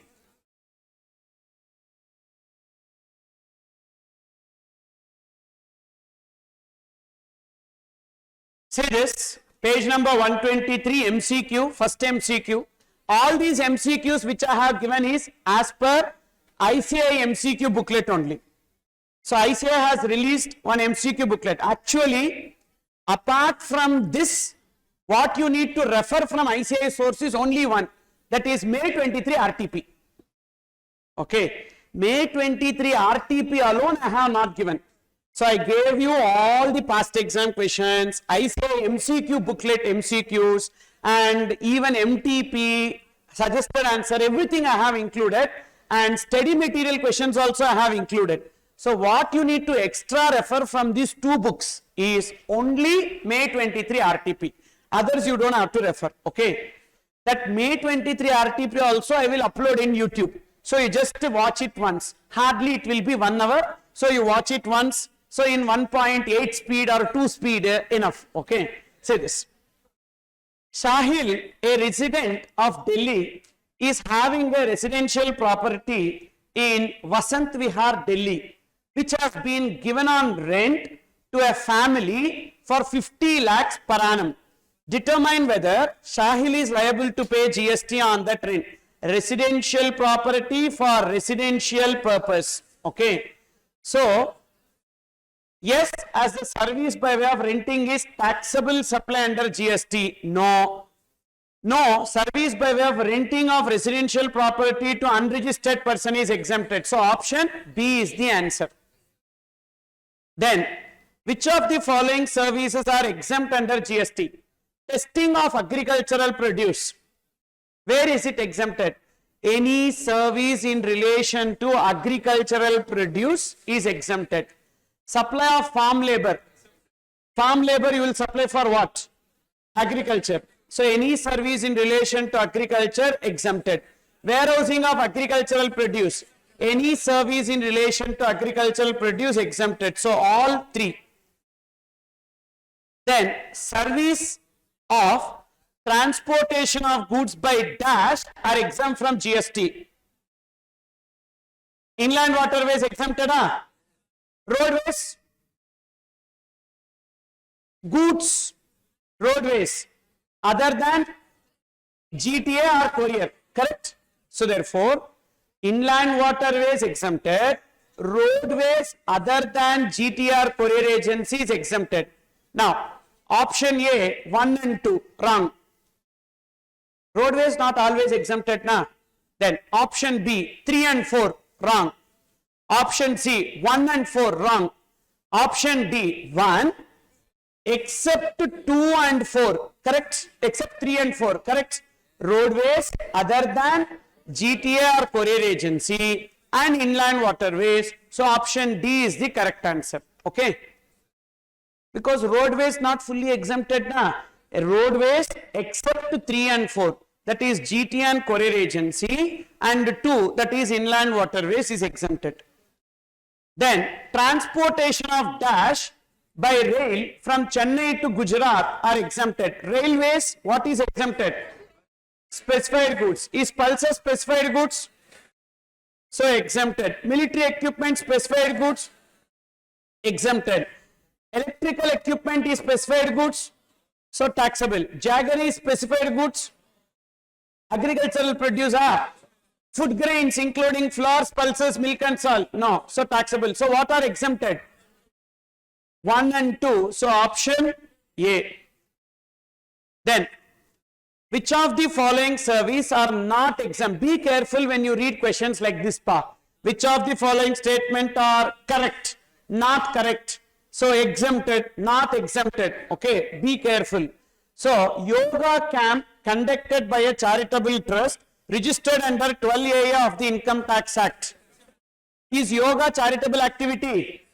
Advancement of religion, spirituality, yoga. So exempted. Then services provided by business correspondent to rural branch of a bank with respect to savings bank account. Business correspondent or business facilitator or agent of business facilitator, agent of business correspondent earning commission from rural area branch is exempted. Service provided by cord blood bank by way of preservation of stem cells. Previously it was exempted, but now it will be taxable. Then service provided by team manager to a recognized sports body. Is it covered? Player, referee, umpire, coach, team manager. Team manager is there in the list. Therefore, it is exempted. So, option C is the answer. Which of the following service are exempt? Are exempt. Okay. Service by an artist by way of performance in classical art form of painting or sculpture. Painting or sculpture exempted are? No, taxable. Services by an artist by way of performance in modern art, taxable. It should be classical or folk. Service by an artist by way of performance in folk or classical art form of music, dance and theatre with consideration thereof exceeding 1.5, taxable. It should not exceed 1.5 lakhs. So that is only exempted. Option D is the answer. Service by way of admission to dash is not exempt. Museum, exempt irrespective of the ticket price. Correct? National Park, exempt irrespective of ticket price. Tiger Reserve, exempt irrespective of ticket price. Sporting event where the admission ticket is 600 per person. For sporting event also it is exempted if it does not exceed 500 per person, but it is 600, therefore entirely it will be taxable. D. Then warehousing of dash is exempt from GST. Rice exempted apa? Warehousing of rice. Yes, in case of rice, 4 activities: packing, loading, unloading and warehousing. So exempted. Minor forest produce, exempted. Jaggery, no. Coffee. So therefore, warehousing of 1 and 2 is only exempted. Option B. Huh?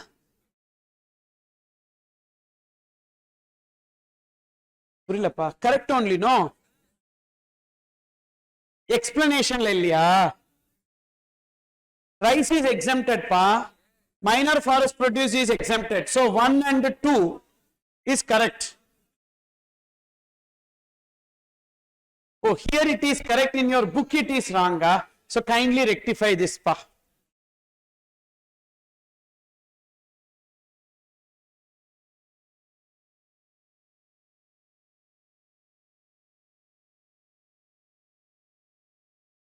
Okay. Then next, which of the following services are exempt from GST? Admission to a circus where entry ticket cost 550 rupees per person. Circus, it should be, so therefore it will be taxable. Interest charged on outstanding credit card. Interest on credit card is taxable. Service by an organizer to any person in respect to a business exhibition held in India. Sir, business exhibition should be held where? Outside India. But here business exhibition is held in India, therefore it will be taxable. Services by a foreign diplomatic mission located in India, exempted. UN agency, embassy, consulate, we discussed now specified organizations. There it is exempted. So option D. Which of the following is treated as exempt supply under GST? Sale of liquor is what? Non-taxable. Exempted includes non-taxable. Okay, exempted. Supply of healthcare services, exempted. Transmission of electricity. Electricity is exempted. Already we discussed while discussing promoter or builder. So a promoter or builder who is making inward supply from unregistered person, 5 things should be excluded.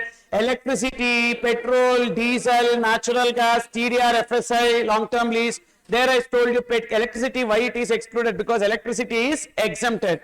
So it is also exempted. So all 3. Option D is the answer. Which of the following is a recognized system of medicine for the purpose of exemption for healthcare services? Allopathy recognized? Yes. Unani? Yes. Siddha also? Yes. All the 3 are recognized system of medicines. Which of the following services is exempt under healthcare services provided by clinical establishment?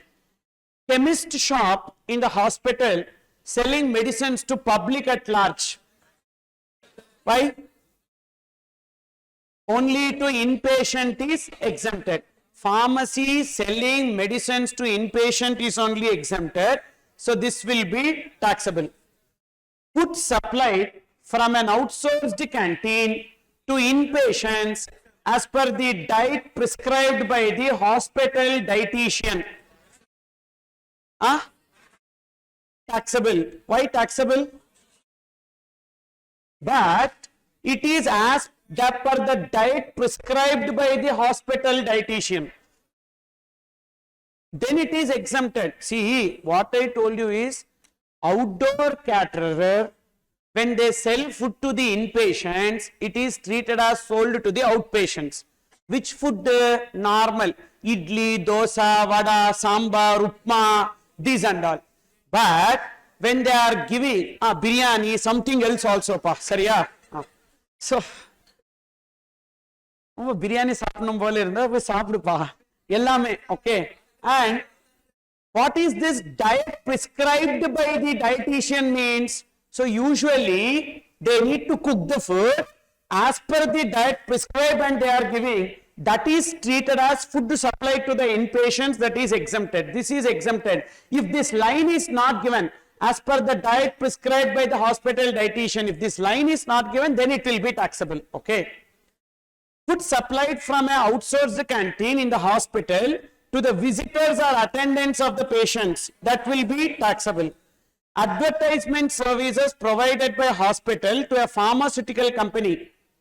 Advertisement service is first of all healthcare service? No. So taxable. So only B is exempted. That too only because of the reason that the food is as prescribed by the hospital dietitian.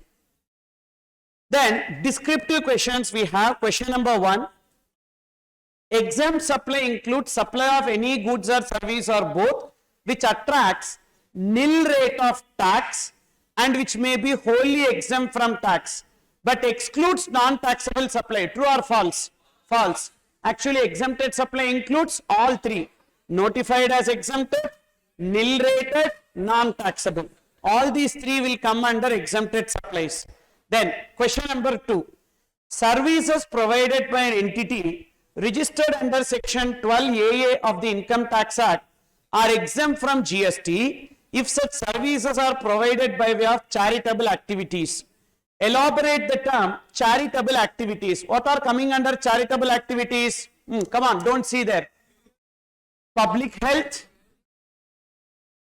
advancement of religion, spirituality, yoga. Good. Next.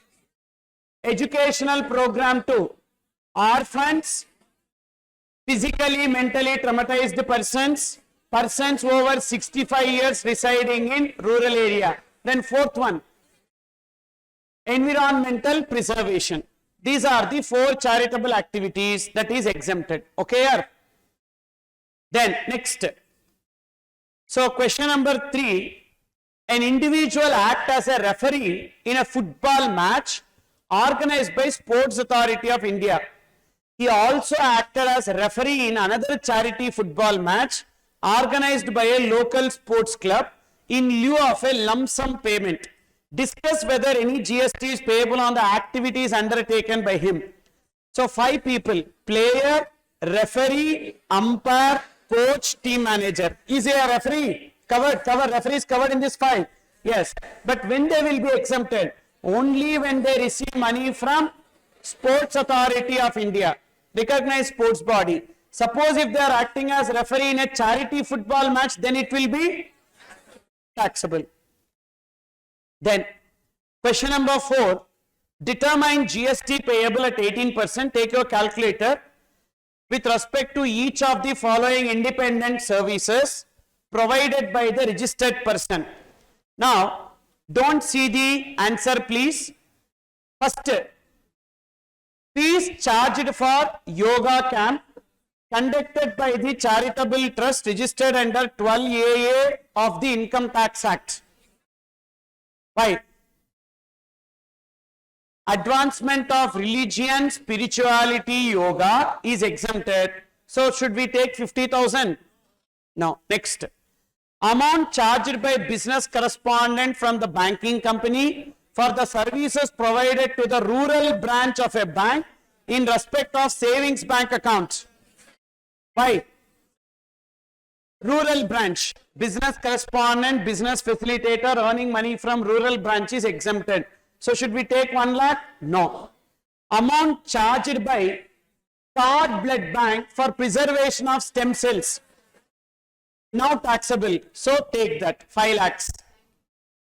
Then amount charged for service provided by selectors to recognize sports body. Is selectors in the list? Player, referee, umpire, coach, team manager. Is selector in the list? No. Therefore, taxable. So take 5,20,000. 5 lakh plus 5,20,000. What is the rate of GST? 18%. So what is the answer? So 1,83,600. So that is the answer. And you need to write like this notes. Why it will be exempted? Why it will be taxable? For 4 points if it is given, so you need to write notes. And how the 5 marks will be awarded, you know. For writing 4 notes, 4 marks. For arriving at the correct answer, 1 mark. So if 1 point is wrong, 2 marks gone. You understood? 4 points, 4 marks pa. 1, 2, 3, 4. 4 points, 4 marks. Plus if the total is correct, 1 mark. So if 1 point is wrong, that 1 mark is gone, and as total is wrong, so that 1 mark is gone. So it means 2 marks you will be losing. You will get only 3 marks. Okay. So therefore, writing the answer, arriving at the total, for that also marks will be given. And so here we need to give the explanation properly. Otherwise, the total may be correct. But for not writing the explanation properly, here what they will do, they will give half of mark. They will give half of mark. So therefore, 4 into half marks, 2 marks, plus answer is correct, 1 mark. So then also they will give 3 marks. You understood? This is how the evaluation is happening. So be careful. So that's why give the explanation properly to the extent possible. That's why students are not getting full marks. Okay. Then question number 5. Examine whether GST is exempted in the following independent supply of services. Service provided by a private transport operator to Scholar Boys Higher Secondary School. So category One, in relation to transportation of students to and from the school. Taxable or exempted? Which point? Transportation services provided to category 1 educational institution is exempted there. Then, service provided by way of vehicle parking to general public in a shopping mall. Anywhere we come across this? So, we don't know the answer. So, taxable like this. When you read itself, you will know. We never read it. So, which means new things and all will be taxable. So, then, so what you will write in the answer? As per notification 12/2017, the said activity is not covered under exemption, therefore it is taxable. Understood? Then, see, if it is exempted, you can write why it is exempted. But if it is taxable, for all taxable reason is only one. It is not covered under notification 12/2017, therefore it is taxable. Then question number 6. A state transport undertaking has hired motor vehicles meant to carry 8 to 10 passengers from fast cab renting, a motor vehicle renting company. Give your comments as to whether any GST is payable in this case. Hiring of a motor vehicle to carry more than 12 passengers. But here it is how much? 8 to 10. So whether it is covered under the exemption? No. So therefore, taxable. And wherever renting a motor vehicle is taxable, if 3 conditions are satisfied, it will be covered under RCM. What is that? Supplier other than body corporate, recipient body corporate, rate of GST 5%. Otherwise, it will be FCM. But they are not asking, so who is liable to pay GST? Just the question is simple. Whether any GST is payable in this case? No, it is exempted or taxable. That much only we need to write. No need to write about who is liable to pay GST. Only when it is asked in the question who is liable to pay GST, we need to write. So in this case, what is our answer? Taxable or exempted? Taxable. Why it is taxable? As the capacity to transport is not more than 12 passengers. Then, Ram, an agriculturist, has stored sugar cane in a warehouse. Sugar cane in a warehouse. He has taken fumigation services in the said warehouse from Gupta Pest Control, for which he paid a consideration of 6,000. He seeks your advice on the taxability or otherwise of the service so availed by him. So, is it anywhere covered under the exemption? Fumigation service? No. Previously it was exempted, now it is taxable. So, because it is omitted. So, therefore, what you will write? The said service is not in relation to agriculture or agricultural produce and it is not covered under exemption, therefore it will be taxable. Then, question number 8. Ekta Charitable Trust, registered under 1023C of Income Tax Act, manages a temple in Rohini, Delhi.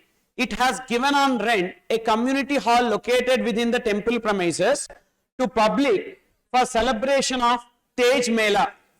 Rent charge is 9,500.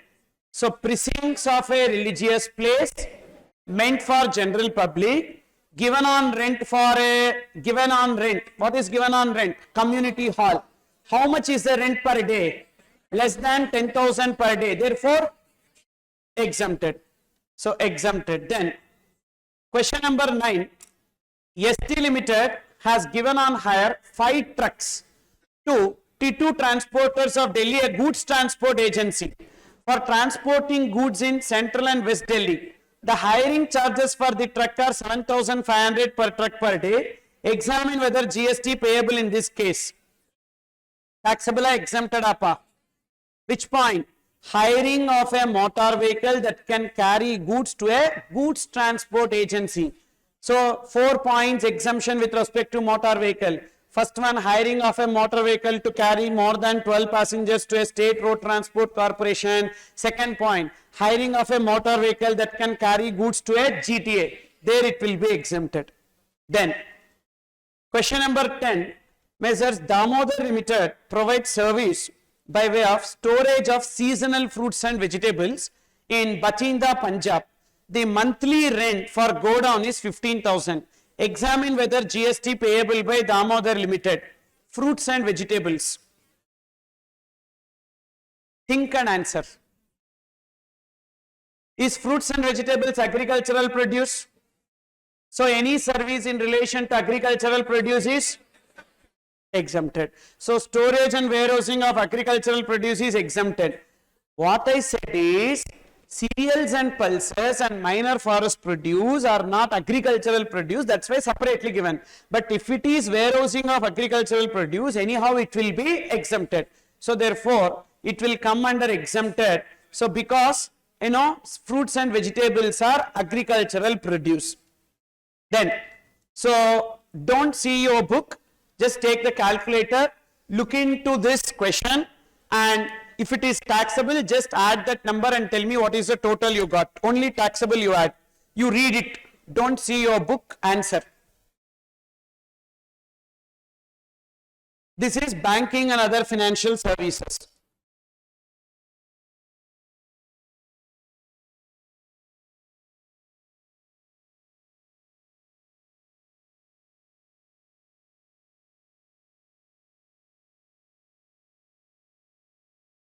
$90? 91 na? Any other answer?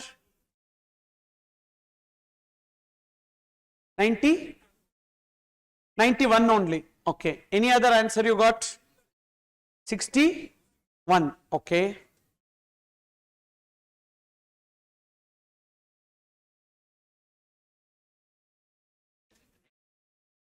Exactly 90. Okay. Okay, see this. Extending housing loan to customers, 100 crores. No GST on that. Why? Interest on housing loan, etc. is exempted. Then processing fee collected from its customers on sanction of loan. Processing fee is other than interest or discount. So therefore it will be taxable. Commission, taxable. Interest on credit card, taxable. Interest received on housing loan, no. Exempted. Minimum balance charges other than interest or discount, so taxable. Wherever you see interest or discount, there only it will be exempted. All others will be taxable. Okay. So therefore 20 plus 30, 50 plus 40, 90 plus 1, 91. So 91 lakhs will be taken as the answer. Clear here? That is the value of taxable supply. They are not asking us to compute GST. Be careful. Suppose in the question if they give rate, and they are asking compute GST payable, then you need to compute 91 lakhs into 18%. Otherwise, just the value of supply means value of supply. Suppose if they ask us to compute GST payable, and if you stop with value of supply, unnecessarily we will lose 1 mark. Okay. Then this one. So Sungrow Private Limited having the gross receipt of 50 lakhs in the preceding financial year. Preceding financial year 50 lakhs means definitely it exceeded the threshold limit for registration. Now read this, and whichever is taxable, just take that into calculator and tell me what is the total you got.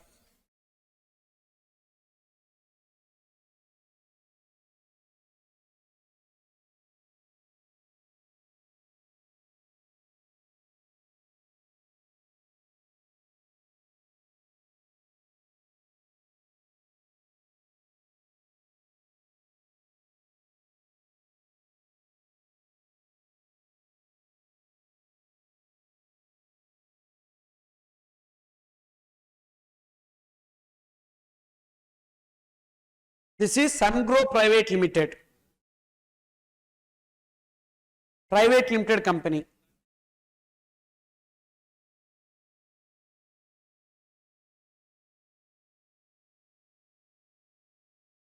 Yes. What is the value of taxable supply?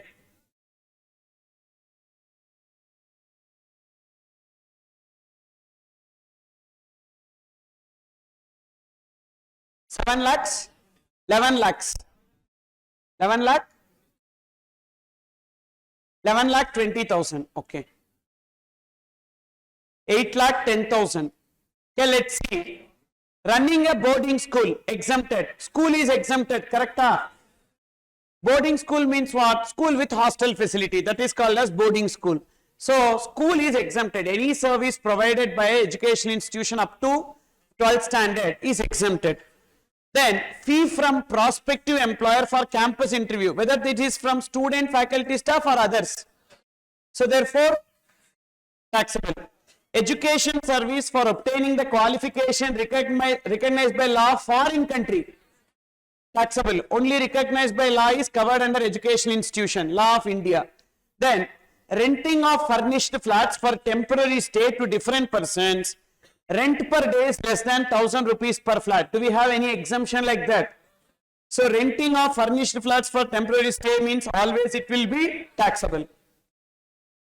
Conducting modular employable skill course approved by National Council for Vocational Training. It will come under approved vocational education course, which is exempted. Conducting private tuition, taxable. Running martial arts academy for young children, taxable. That's why I said they are Sungrow Private Limited.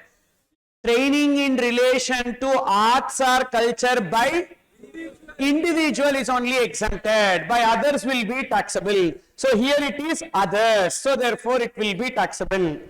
Conducting career counseling session. So is it given as to students? No. So therefore it will be taxable.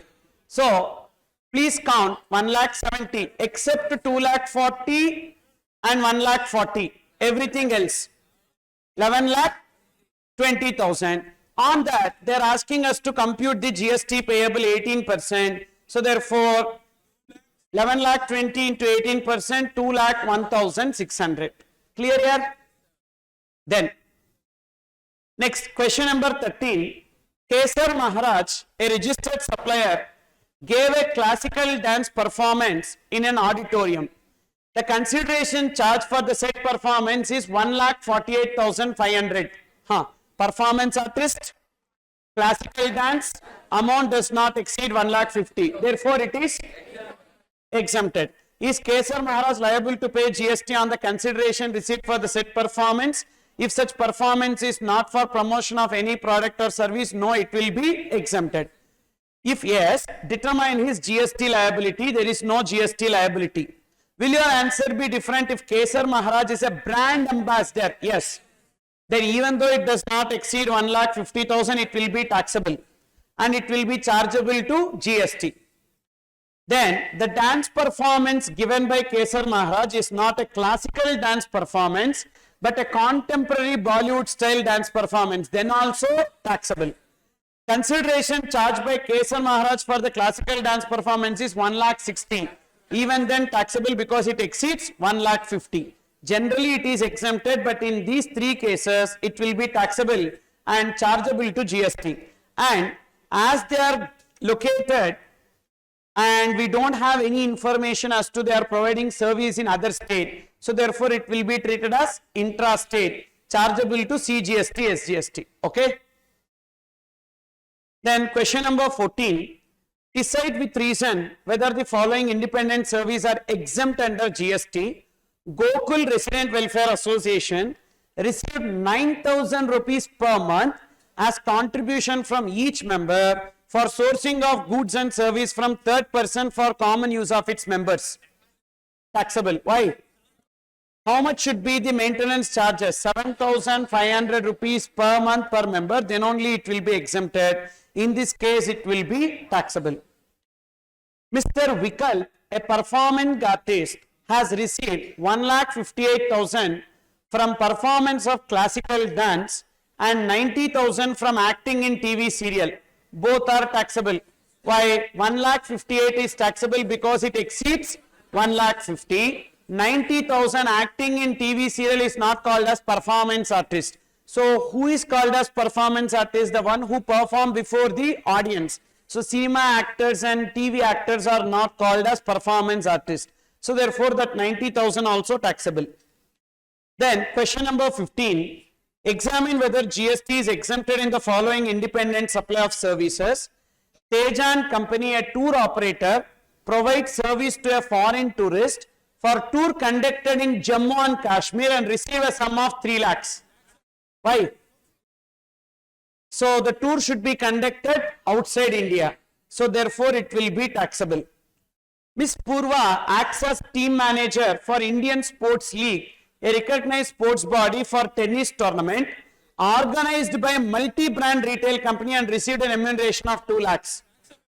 Taxable. She is not providing service to a recognized sports body. So that tournament is organized by a multi-brand retail company. Due to that reason, it will be taxable. See, she may be a team manager of recognized sports body, but she is not providing service to recognized sports body. She is providing service to a private company. That's why it will be taxable. Then, decide with reason whether the following independent service are exempt under CGST Act. Measures Fast Trans, a goods transport agency, transported relief materials meant for victims of Kerala floods being a natural disaster.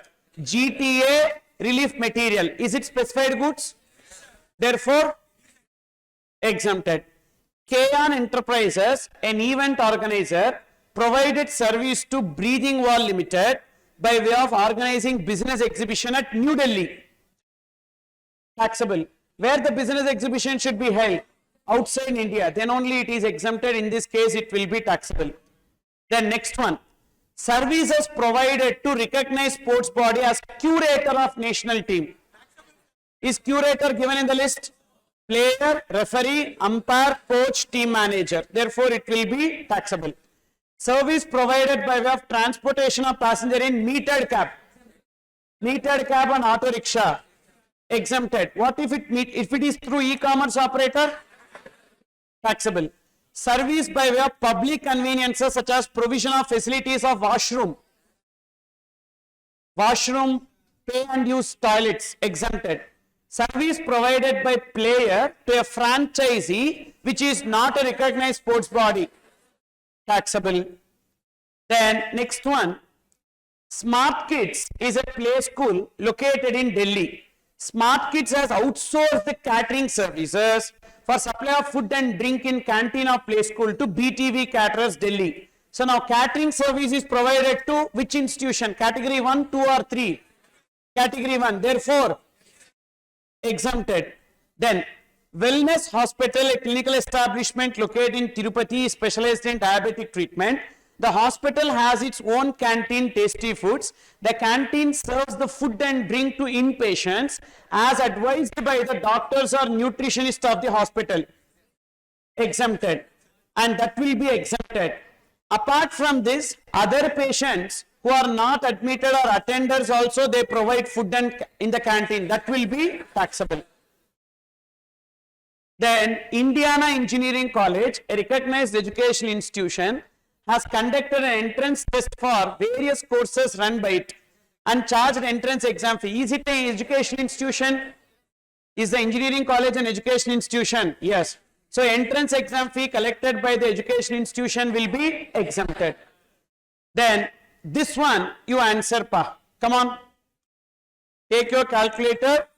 Whatever is the value of taxable supply, take it and tell me what should be taken as the value of taxable supply.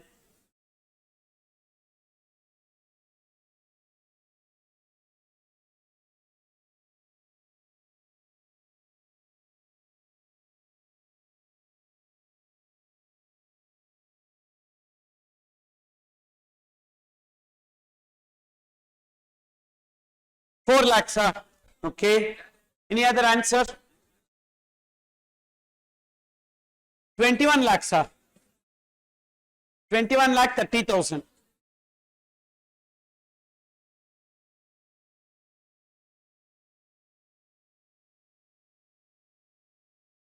Okay, see this. Rearing of sheep. Rearing of sheep will come under rearing of life forms of animals, that is exempted. Artificial insemination of horses, no.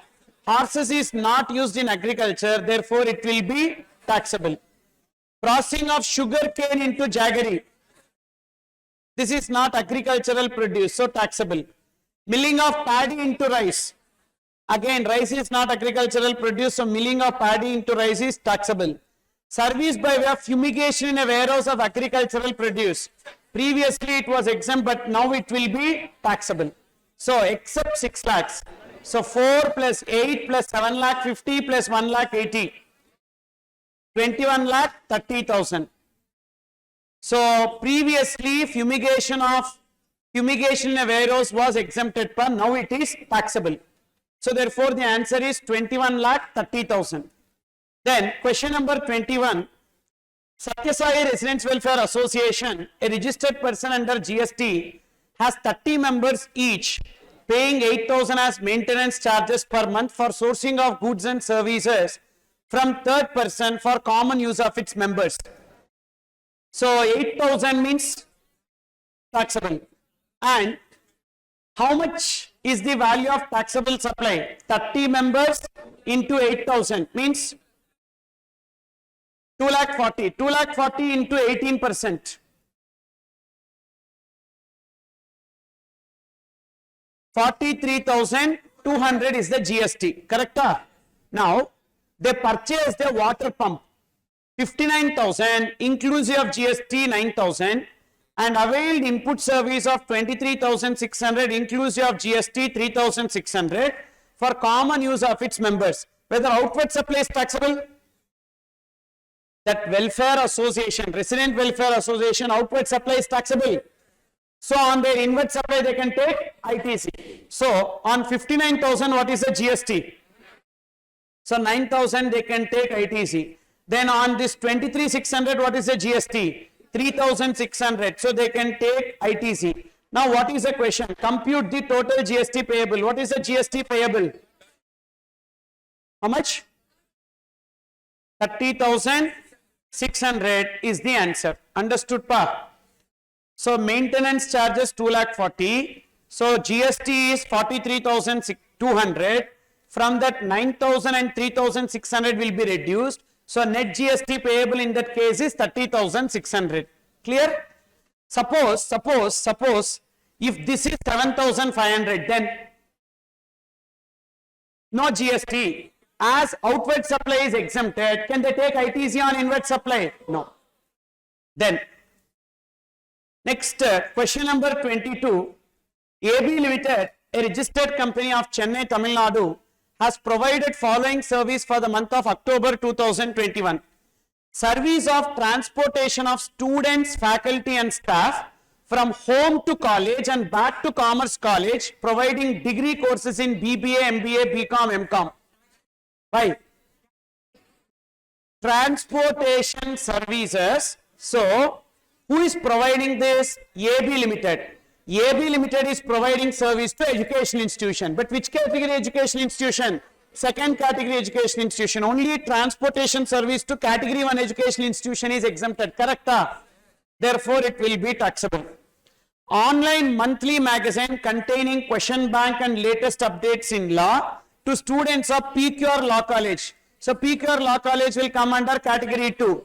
Online periodicals and journals for category 2 is exempted. Then housekeeping service to T Coaching Institute. T Coaching Institute, is it first of all an education institution? So therefore it will be taxable. Security service to N Higher Secondary School. Security and housekeeping service to category 1 education institution is exempted. Service of providing breakfast, lunch and dinner to students of ABC Medical College. Catering service to medical college. Taxable. Catering services only to category 1 is exempted. So therefore, what are all taxable? 2 lakh 50 plus 50, 3 lakhs plus 5 lakh 80,000, 8 lakh 80,000. Then question number 23. Under GST law, tax on taxable services supplied by central government or state government to a business entity in India are payable by recipient of services. State the exceptions to the above. Generally, government service to business entity, RCM. Exceptions. Government services, total 4. Post, FCM, RCM, FCM. Transportation, FCM. Airport or port, FCM. Renting of immobile property to unregistered person, FCM. In that attempt, my intelligent students have written only one point, that is renting of property, immobile property to unregistered person is covered under FCM. So for 1 point, so in exam they will give 1 mark only. You understood? So the other 3 points are there now. What are the other 3 points? Department of Post, airport or port services, and services to transportation services, transportation of goods or passengers. So these 4 points we need to write, then we will get the marks. Then question number 24. Geeta Services Limited, registered under GST, is engaged in providing various services to government.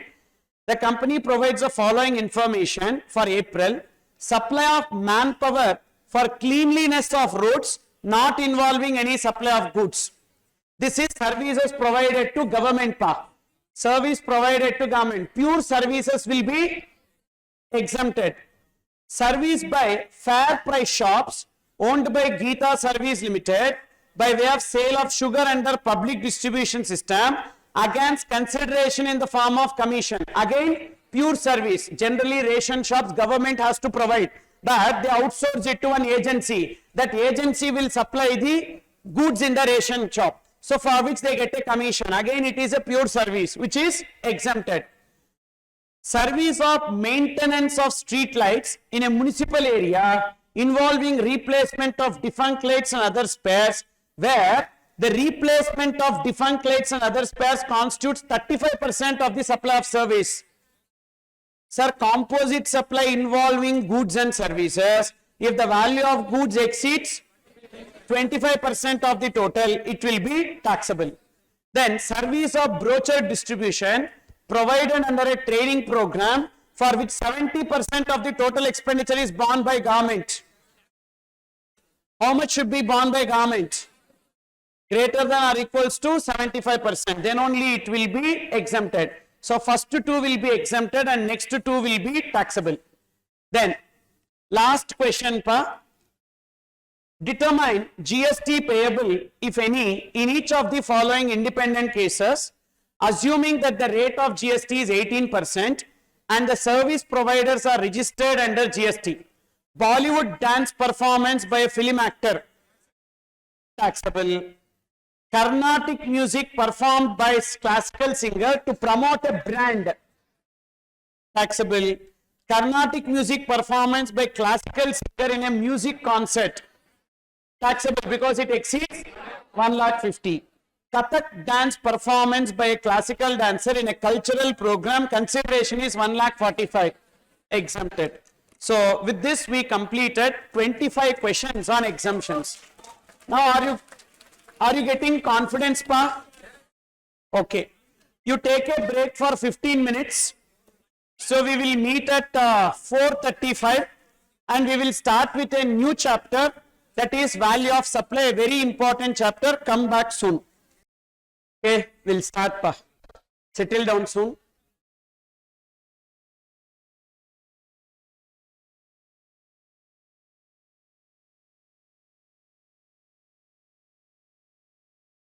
Take page number 53, value of supply.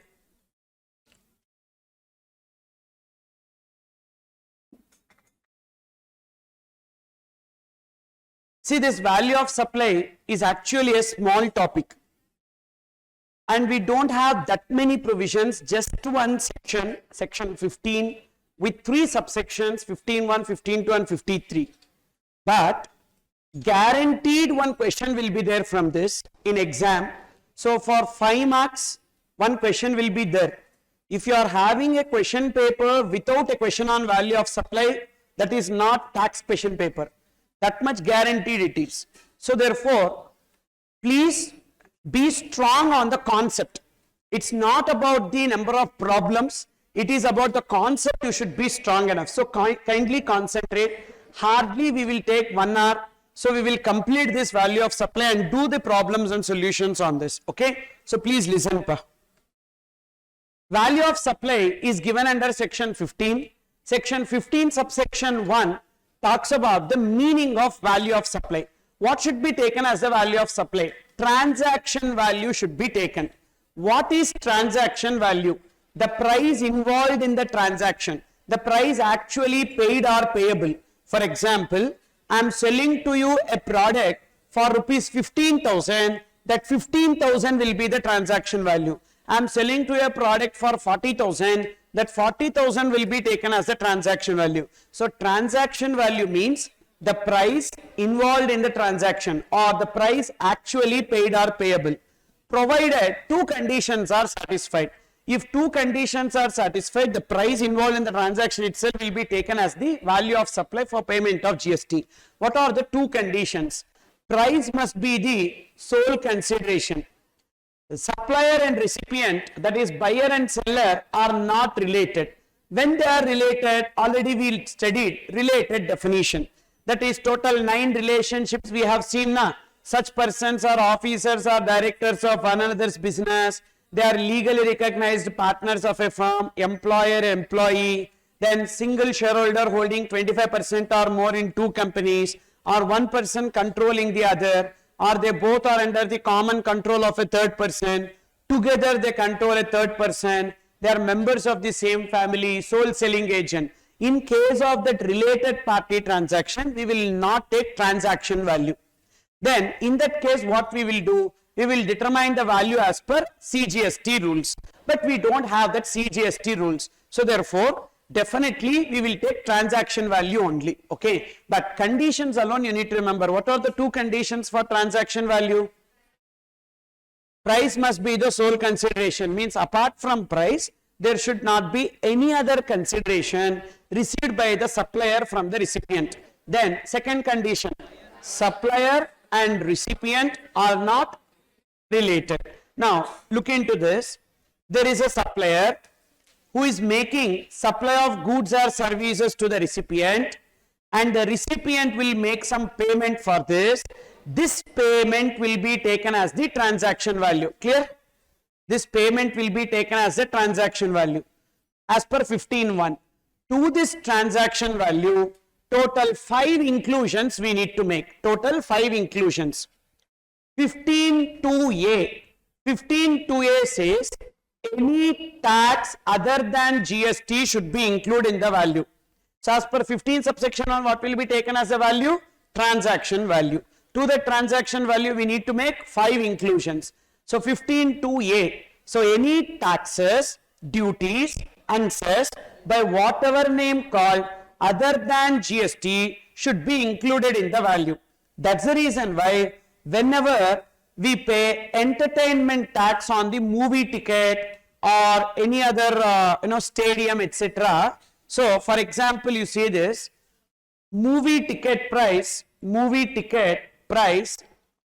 is 170. Movie ticket price is 170, and on that there is something called as e-tax. What is this e-tax? Entertainment tax. Who will levy this entertainment tax?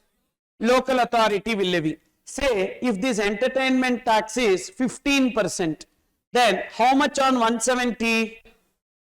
170 into 15%.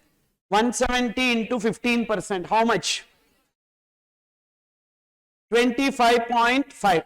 Now, when it is GST at 28%, while computing GST, whether entertainment tax should be included or not? Yes, because as per section 15 subsection 2 clause A, any tax, duties and cess by whatever name called other than GST should be included in the value. Due to that reason, so GST will be computed on 170 plus 25.5, that is 195.5 on that 28% will be computed. So therefore GST will be 54.74 will be taken as the GST. So therefore while computing GST we need to include any tax, duties and cess by whatever name called, that is this 15.2a. Understood pa? Then 15.2b. 15.2b says any amount which is payable by the supplier but which is paid by the recipient on behalf of the supplier.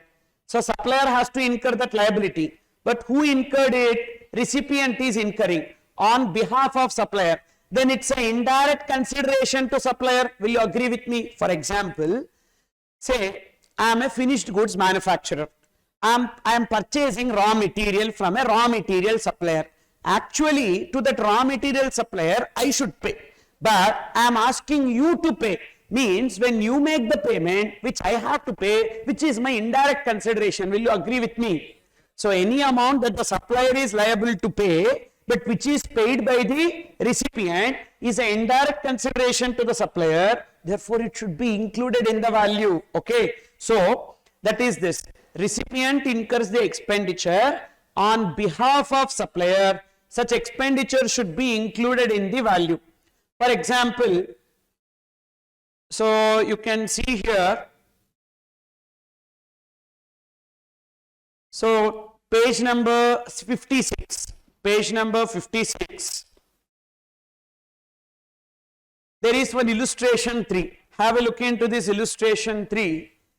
ABC Limited is a supplier and they are making supply of goods to Mr. X recipient, and ABC Limited receives some design services from XYZ Limited, and for the design service how much ABC should have paid? 44,800. But this 44,800 who paid? ABC paid? No, X has paid. X has paid this 44,800. 44,800 X has paid. Now, in this case, as per 15(2)(b, that 44,800 should be included in the value. Why it should be included in the value? Any amount that the supplier is liable to pay, but which is paid by the recipient on behalf of the supplier, should be included in the value. So, what will be taken as a transaction value? 1 lakh. 1 lakh is transaction value, price involved in the transaction, plus recipient incurring expenses on behalf of supplier 44,800. So then total 1,44,800.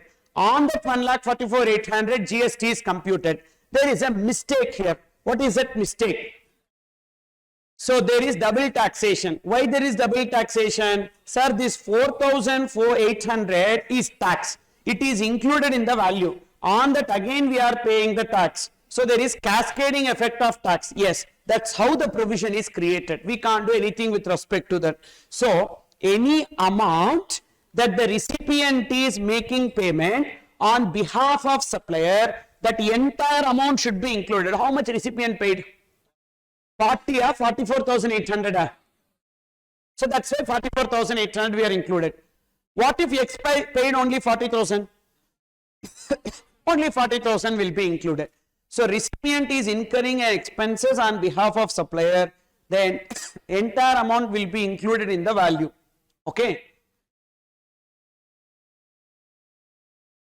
Any tax other than? That's why while taking transaction value we did not add 12,000. Whatever GST that he charged. Okay. So, okay, you mean to say in this 44,800 there is tax. But 15(2)(a) says any tax, duty, cess by whatever name called, charged to the recipient. So charge to the recipient should be included in the value other than GST. What is the GST charged to the recipient? 12,000. So that we are not including. So but any amount that the supplier is liable to pay but which is paid by the recipient should be included in the value. Full amount should be included in the value. Even if it is GST, that should be taken. Understood or not? So what are the two inclusions? Come on. 15(2)(a). Taxes, duties and cess other than GST should be included in the value. 15(2)(b). Any amount that is expenditure incurred by recipient on behalf of supplier. Recipient incurring an expenditure on behalf of supplier should be included in the value. Now, what if recipient is incurring the expenditure on his own account? Will it be included in the value? No. For example, I need to deliver the product at the gate. I delivered the product. You should take care of transportation and you paid the money for transportation. Will that be included in my value? No. Because expenditure incurred by recipient on his own account, that will not be included. Any amount that the supplier is liable to pay but which is paid by the recipient, then it should be included in the value. Is it clear or not? Then 15(2)(c). 15(2)(c) is expenditure incurred by the supplier and charge it to recipient other than as a pure agent. Pure agent means what? That is, you need to pay that expenditure, but I incurred that. For example, you are approaching me to file an income tax return. Now I filed your income tax return and I paid your income tax also. Actually, who should pay income tax? Client. But who paid? So supplier has paid. So filed income tax return, tax also I have paid and recovered from you. Actually, that income tax paid on behalf of client will come under expenditure incurred as a pure agent. Why? Actually, whose expenditure it is? Recipient's expenditure. The supplier is incurring as a pure agent, that will not be included in the value. Is it clear or not? Then, suppose if it is not a pure agent, normal expenses like packing expenses, advertisement expenses, design and engineering, transportation, these are all some expenses incurred in the course of supply should be included in the value as per 15(2)(c). But this 15(2)(c) has got some more elaboration. You can see that in page number 54. Page number 54 you can see. Expenses incurred by the supplier and recovered from the recipient as a pure agent to be excluded. Correct? As a pure agent to be excluded. But this will not be tested in exam. Don't worry. As a pure agent will not be tested in exam because that you don't have in syllabus. So that will not be tested. But these points will be tested. Now, remaining expenses. Remaining expenses in the course of supply divided into two, that is incidental expenses, other expenses. What is incidental expenses? Without incurring that expenses, supply cannot be made. That is incidental expenses. Other expenses means even without incurring the expenses, the supply can be made. That is other expenses. Now concentrate. You go to a restaurant. You order for dosa and they supply dosa, only dosa. How will you eat? You cannot eat. You need chutney and sambar. So chutney and sambar is an expenditure incurred by supplier, incidental. Why incidental? Without the chutney sambar expenditure, the product is not complete. You understood or not? Whereas, if you order for vada or vadakari, etc., medu vada or vadakari, so that will be coming under other expenses. Even without vadakari, the product dosa is complete. But having vadakari, it will add value to the product. You understood or not? So that will be coming under other expenses. One more example, pa. You are attending the classes, and for attending classes, some fees is collected. Okay. And you have to pay for the book also separately. Now in this case, that book fees will be incidental other expenses. Why other expenses? Book is optional. You want, you pay. Otherwise you don't have to pay. You can take it and go to one photocopy shop and you can get it photocopy at a price less than whatever the supplier is charging. Correct or not? So many students will be doing that. So I'm not commenting on that. It's okay, fine. Ultimately, so if you want to save that money, you save it. Okay, nothing wrong in that. But that saved money should be really used for a productive purpose. And here you will save, in other place you will live. Okay, that should not be there. Okay, then therefore this will be coming under other expenses. Okay, suppose if I say mandatory, you have to pay this much as fees and you have to buy book also, then that book fees will be coming under incidental. Is it clear here? So incidental expenses means essential to make supply of goods or services, and other expenses means not essential but adds value to supply of goods or services. Packing expenses, where it will come? Incidental or other? Incidental. Primary packing only. Where it will come? Primary packing or secondary packing, where it will come? Incidental. For example, I am selling toothpaste. Toothpaste you want to buy. Will you bring one bowl from your home and I will put the toothpaste there? No, na. So tube, box and all, I will only supply. So therefore it will be coming under incidental. Suppose packing as requested by the buyer. gift wrap, etc. and all as requested by the buyer. Gift wrap. So this gift wrap will be coming under incidental or other. Other. So packing as requested by buyer will come under other expenses. Design and development charges. Design and development charges. Design and development is for making the product. Na? Design and development is for making the product. So it will come under incidental only. Then next engineering charges again to make the product. So therefore it will be coming under incidental. Then pre-delivery inspection charges. That is before delivery, I will inspect the product. For that, I will collect some pre-delivery inspection charges. Now, incidental others, others because product is already complete and I sold the product also to you. Before handing over the product, I am just checking it. So it will come under other expenses. Weightment charges. Weightment. I am weighing the product. You purchase the product. I am weighing the product and I am giving. For that, weightment charges I collected. Again, it is not for the product. So product is already sold. But before delivery, I will weigh and give. That will be called as weightment charges.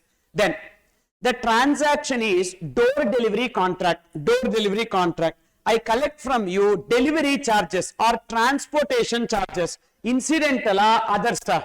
Others. Not for the product. It is for delivery of the product. Other charges. Now, incidental versus other. Why we need to identify, because incidental charges will always be included in the value. Let it be before delivery of the product or after delivery of the product, and before supply of service or after supply of service. But other expenses will be included in the value only when it is incurred and charged before delivery of the product. For example, you see this. So packing charges is incidental and installation charges is also incidental. You buy a AC, so installation also I am providing. Means that is incidental. Without installation, how the AC will work? You can connect outdoor unit, indoor unit, and you will go and sleep next to that AC. No. So it has to be installed. Therefore, installation is incidental. But if you see, packing is before delivery of the product, but installation is after delivery of the product. Correct?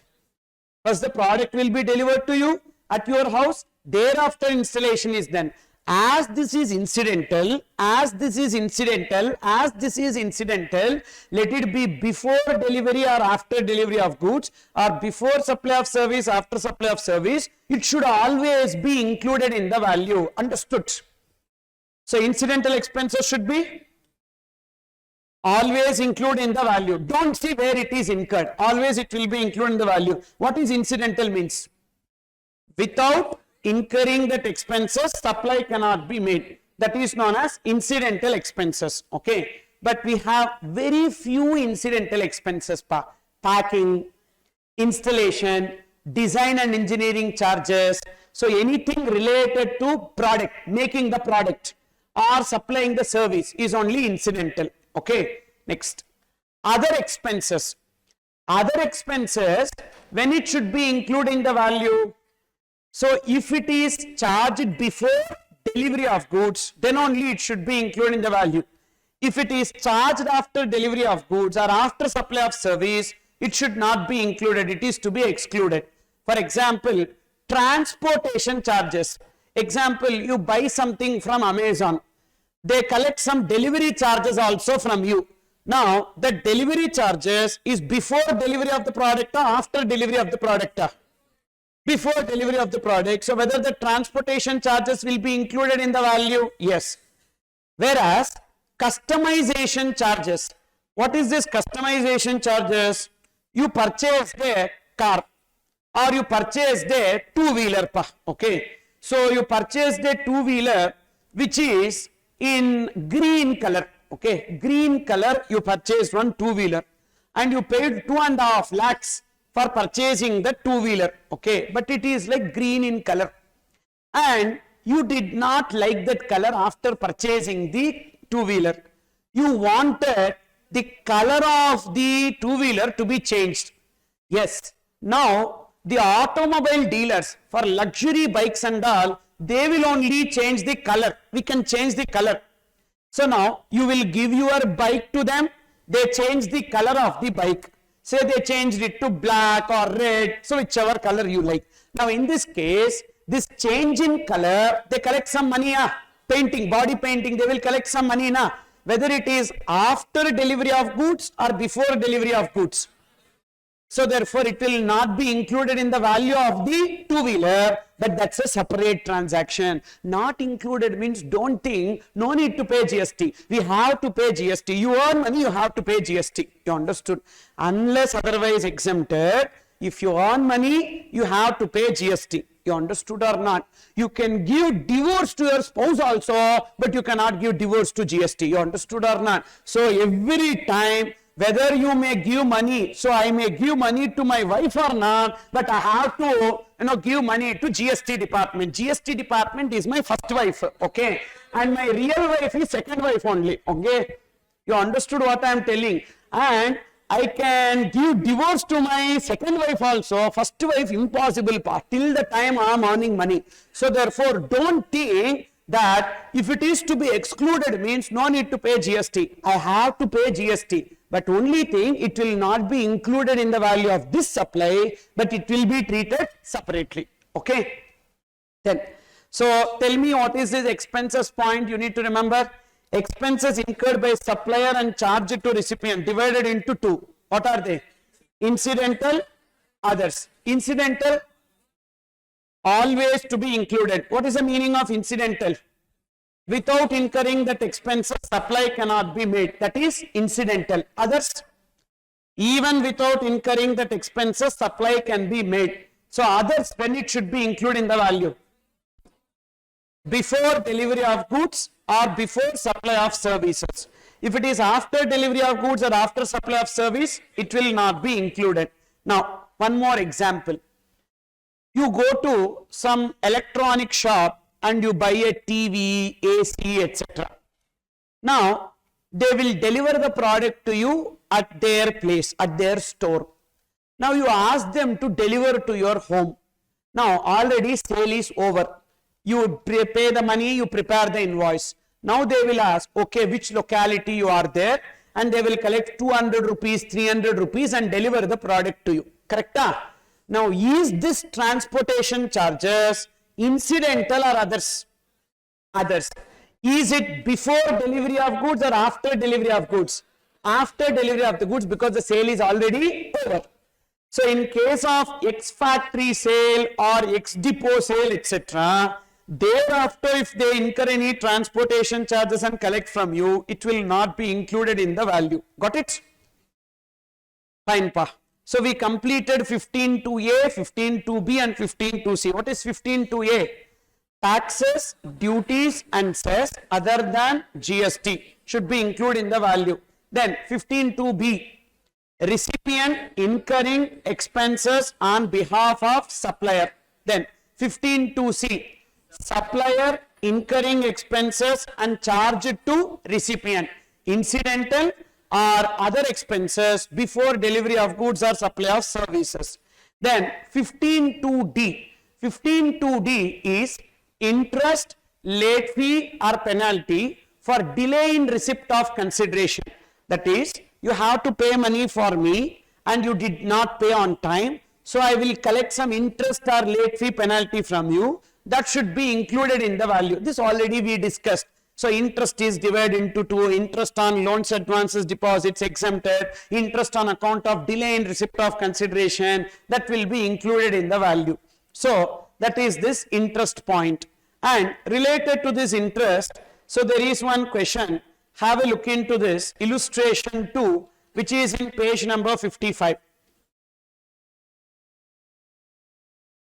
Mr. A supplied goods worth rupees 10,000 plus GST of 1,200 on 28/4/2021 with a credit period of 30 days. Non-payment shall lead to interest at 24% per annum charged by A to B. Payment along with interest is paid by Mr. B.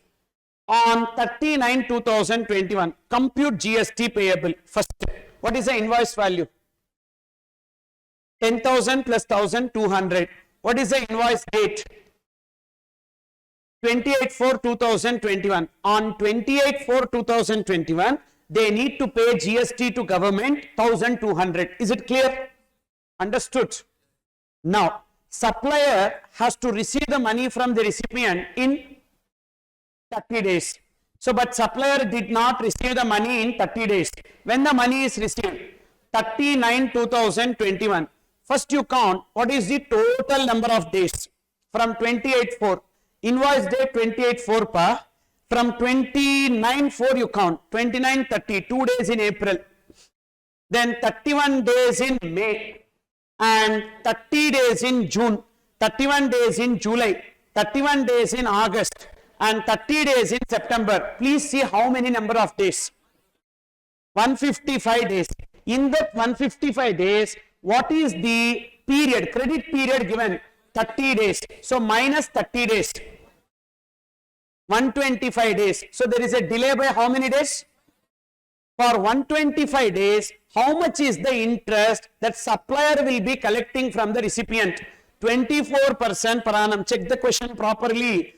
Check the question properly. Invoice date is 28/4/2021, but the payment is made on 39/2021. So the number of days is 155 days. And in that 155 days, the credit period given is only 30 days. So there is a delay by 125 days. For this 125 days, supplier will be collecting interest from the recipient. How much is the rate of interest? 24%. That 24% is computed on what? What is the amount that supplier should get from the recipient? 11,200, not 1,200. It is not interest payable to government. This is interest collected by the supplier from the recipient. So definitely he will collect on the amount to due from the recipient. What is the amount to due from the recipient? 11,200. So please take your calculator. 11,200 into 24% into, for how many days? 125 days into 125 divided by 365. How much is the interest collected by supplier from recipient? 921 rupees. This 921 rupees is paid by recipient on which date? 39/2021. So this 921 is taxable on receipt basis. Generally, GST is payable on accrual basis, but GST on interest is payable on receipt basis. So when this 921 is received, 39/2021. So to receive this 921 rupees, is this 921 rupees mentioned in the invoice? No. How I will know that recipient will not make payment within 30 days? I will be charging interest. Will I do a time travel? Go to 155 day, payment not made, again come back. How practically it will work? Not possible. So therefore, and if I know that recipient is not going to pay within 30 days, first of all, I will not sell to them. Correct? So practically at the time of preparing invoice, we will not know this interest. So it will be known at a later point of time. For that, supplier should give one document to the recipient called as debit note. Is it increase in invoice value or decrease in invoice value? Increase in invoice value. Simple logic here. First, for this 11,200, what is the journal entry in the books of Mr. A? Recipient account debit. That is Mr. B account debit 11,200 to sales 10,000 to GST payable 1,200. Correct? Now, extra interest is received. For extra interest received, what is the journal entry in the books of supplier Mr. A? Again, B account debit to interest receivable. Interest receivable is income now. So to interest receivable. Now B account is again getting debited. Correct. So therefore, what is the name of the document? Debit note. If B account is credited, what is the name of the document? Credit note. So if the debtor is debited further, if the debtor is credited, so when we will debit the debtor, increase in invoice value. Decrease in invoice value, we will credit. So increase in invoice value, name of the document. Decrease in invoice value, name of the document. Credit note. Understood or not? So here, because of this interest or late fee, there is an increase in invoice value or decrease in invoice value. So therefore, a debit note to be given by supplier to recipient. What is the date on which debit note to be given? 30/9/2021. And what will be taken as the value? 921 rupees into 100/112. Why? Because interest in the absence of information in the question should always be inclusive of GST. Generally, all amounts will be exclusive of GST, but interest will be assumed to be inclusive of GST. So these are the points which I have given below. Debit note to be issued to recover the interest. Usually such interest should be considered as inclusive of GST, and at what rate this interest will be taxable? General rate 18%. No, at the rate, this is included in the value. Include in the value means that value is taxable at what rate? That value is taxable at what rate? 12%. So therefore, inclusion in value also taxable at 12%. So therefore, we need to take the applicable rate of original supply. What is the rate of original supply? 12%. So this 921 into 12/112 will be taken as the GST payable. Understood? So what are the 3 points you need to remember for interest? Come on, first. Debit note to be issued to recover the interest. And when interest will be taxable? Accrual basis or receipt basis? Receipt basis. Second point. So interest should be assumed as inclusive of GST or exclusive of GST. In the absence of information in the question, inclusive of GST. Third point. So what is the rate of GST applicable to the interest? Original supply. Suppose if original supply is exempted, if this product is exempted, interest is also exempted, because interest derives the rate of original supply. Now we have seen 15(2)(d). So tell me, what are the 4 inclusions we have seen? 15(2)(a). Come on. Taxes, duties, cess other than GST. Then 15(2)(b). Recipient incurring expenses on behalf of supplier. 15(2)(c). Supplier incurring the expenses and charged to recipient. Okay. Then 15(2)(d). Interest, late fee, penalty for delay in receipt of consideration. One more inclusion is there, that is subsidy. So subsidy 15(2)(e). So please check that in page number 56. Subsidy 15(2)(e). Subsidy is something which is actually confusing in exam. Okay. So please concentrate. This is the place where many students are getting confused. Listen, please listen carefully. Subsidy is actually an income. So far what we have seen, all those are expenses which we incur and collected from the recipient. But subsidy is something which we will not get from recipient, which we get from some other person. So it is like an income. Okay. Now subsidy is like a grant which we may get from central government or state government or others. First we need to divide it into 2. Directly linked to price, not directly linked to price. What is not directly linked to price means? The subsidy is no way connected to the outward supply. Directly linked to the price means the subsidy received is for every product sold or every service rendered. So directly linked to price means subsidy is paid on the basis of every product sold or every service rendered. For example, for every product sold by me, I will receive 200 rupees as subsidy. This is known as directly linked to price. And I will receive a subsidy of 1 lakh rupees for setting up a recycling plant. This is what subsidy? Not directly linked to the price, general subsidy. Okay. Not directly linked to the price means it is not going to have any impact on the price. So therefore, you have to ignore it for valuation. Is it clear? Not directly linked to the price means it is not going to have impact on the price. Therefore, such subsidy shall be ignored and not considered for value.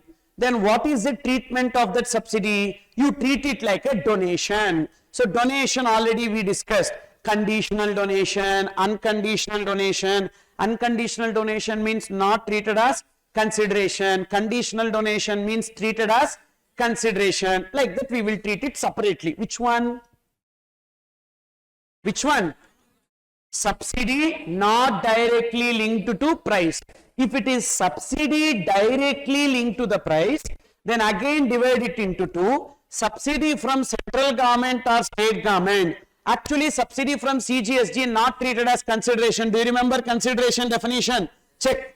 So, consideration definition you check, which we discussed in segment 2. Consideration, so do not include, consideration excludes subsidy from CGRSG and refundable security deposit. So, subsidy from CGST not treated as consideration. As it is not treated as consideration, it will not be included in the value. Is it clear? Suppose if it is subsidy from others, that is recipient or any other person, such subsidy shall be included in the value. Just 3 points you need to remember for subsidy. Tell me what are those 3 points. Not directly linked to the price, ignore. Directly linked to the price, from CGST to be excluded. From other than CGST to be included. Once more please. Subsidy not directly linked to the price, ignore. Ignore. Don't include, don't exclude. Ignore, ignore, ignore. Okay. Don't include, don't exclude. Ignore. So when you see it, the moment you see it, not directly linked to the price, forget that the point is given there in the question. Just write a note. Not directly linked to the price, ignored for value of supply. Okay, pa? Please don't. To be included, to be excluded, don't take. So ignore. Then other subsidy. Directly linked to the price, divide into two. CGST to be excluded, other than CGST to be included. Now, when it is to be included and it is already included, what you will do?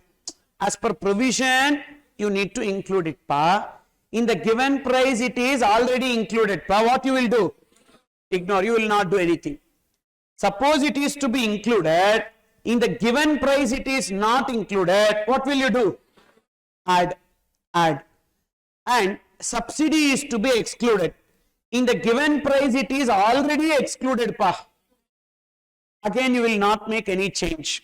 Subsidy is to be excluded. In the given price it is not excluded. So you will deduct. You will deduct. Okay. Now see this question. C Limited owns a coaching institute in Puri. The institute charges 18,000 per student for giving training in digital marketing. However, this training program is subsidized by different institutions as follows. State Government of Orissa 500 per student, PQ Charitable Trust 200 per student, and Government of Japan 100 per student.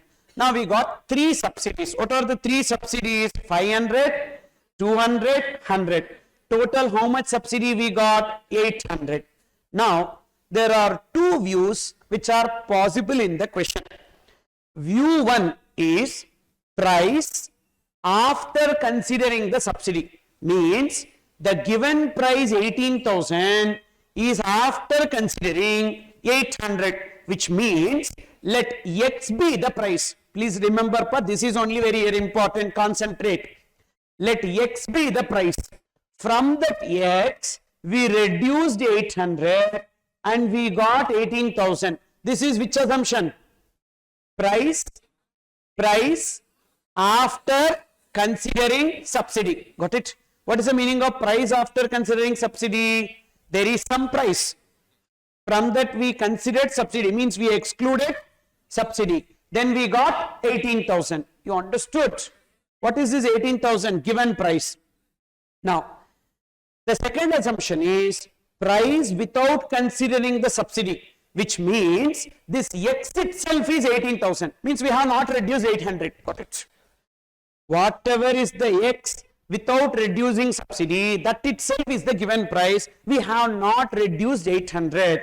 So if subsidy is reduced from the given price, subsidy is reduced to arrive at the given price, that is known as price after considering subsidy.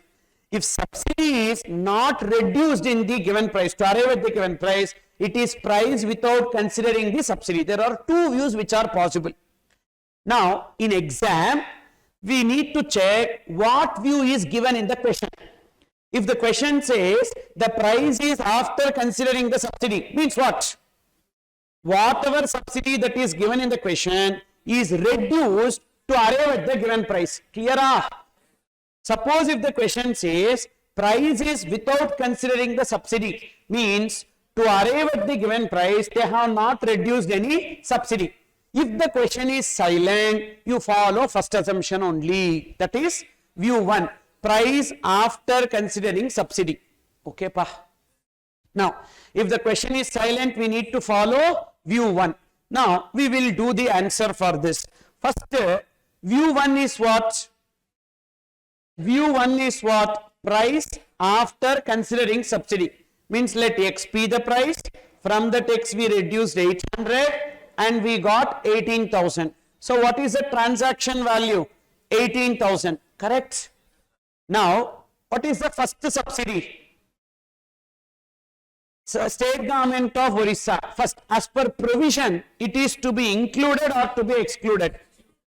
By the per student. Per student means directly linked to the price. So, to be included or to be excluded?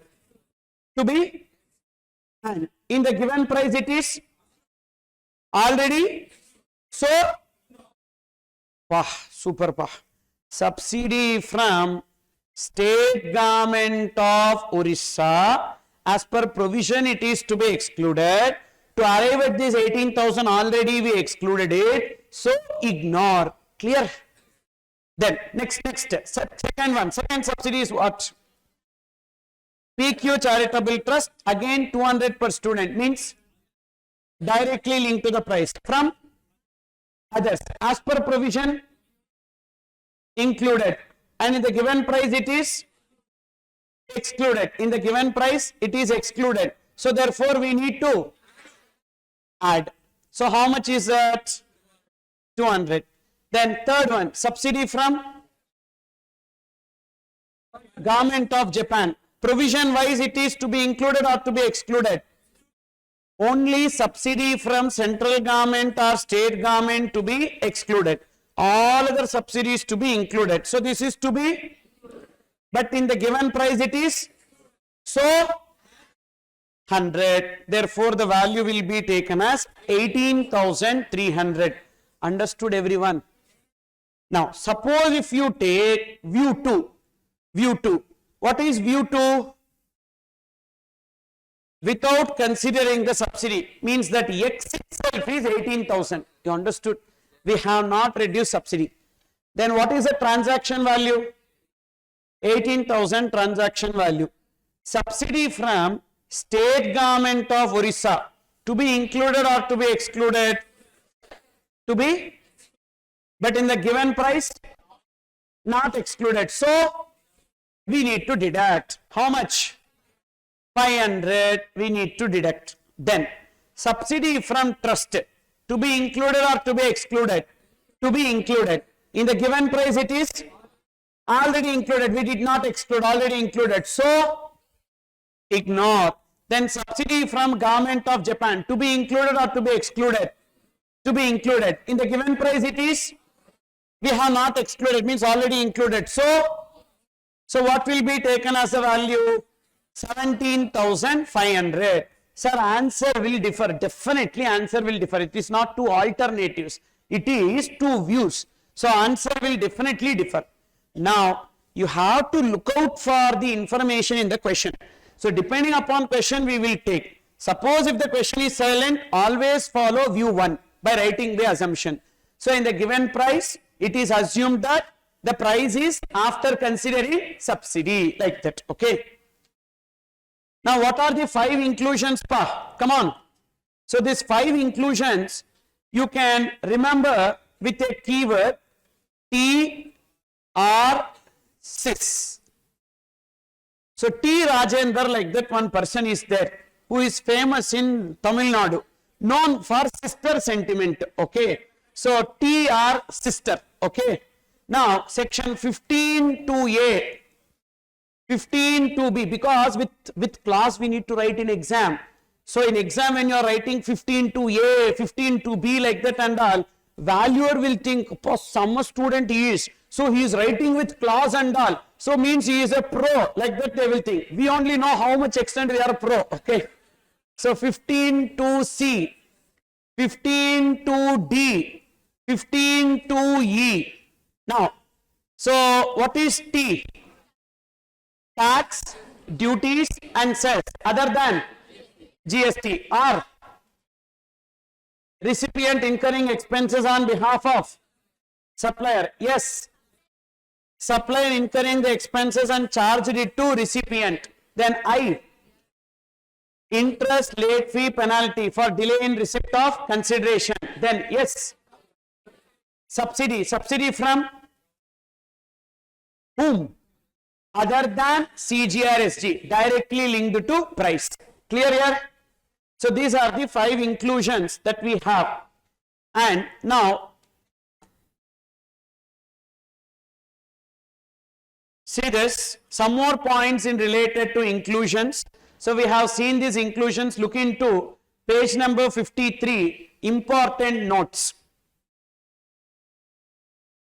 Only when taxes are charged to recipient, it should be included. For example, I am paying municipal tax, property tax, but that property tax I am not collecting from my tenant. Should it be included? Because as per 15(2)(a), any tax duties and cess by whatever name call other than GST should be included. Then in that case, this municipal tax or property tax is other than GST. Should I include it? No. I should include it only when I am charging it to the recipient. If I am not charging to recipient, I should not include just because there is a tax. Okay. So only when it is charged to recipient, it should be included. Example, municipal tax paid by property owner, but not charged to tenant, not required to be included in the rent. Then second point, as per rule 35, if price charged is inclusive of GST, then value shall be price inclusive of GST into 100 by 100 plus tax. So then what will be the GST? So 28 or 12 divided by 112. Simple, pa. When the price is inclusive of GST, how will you calculate GST? 12 or 18 or 28 divided by 112 or 128 or 118 like that. For example, a trader charged 500 rupees for a product. GST not collected from the recipient separately. Then what will be taken as GST if the rate is 12%? Simple, 500 rupees into 12 by 112, that is 54 rupees. Then next one, TCS under Income Tax Act. What is TCS under Income Tax Act? Who will collect from whom? Supplier will collect TCS from the recipient. Correct? For example, I am selling a car to you. When I am selling a car to you, I am a car dealer. I am selling a car to you. I will collect 1% of the price of the car from you as TCS. And this TCS I will pay to GST department or income tax department. Income tax department. Again, you can take it as tax credit while computing your tax on total income. Is it clear? When you compute the tax on total income, so tax on total income minus rebate minus advance tax, TCS, TDS, etc. So remaining will be the tax that you will pay to government. Income tax that you pay to government. Is it clear? Now, actually is this tax on your income or tax on your expenditure? I am collecting from you, pa. Is it tax on your income, tax on your expenditure? You are buying a car, means you are spending. On that I am collecting, means it is not income tax, because income tax is tax on income. Income tax, pa, means tax on income. You understood or not? So this is tax on income or tax on expenditure. Tax on expenditure, which means it is not income tax. It is not having a character of tax. Due to that reason, it should not be included in the value. So TCS collected under Income Tax Act is not required to be included in the value of supply. Actually, this is an exception to 15(2)(a). What does 15(2)(a) says? Any tax, duty and cess by whatever name called other than GST should be included in the value, but TCS should not be included in the value, as TCS is not a tax but an interim levy.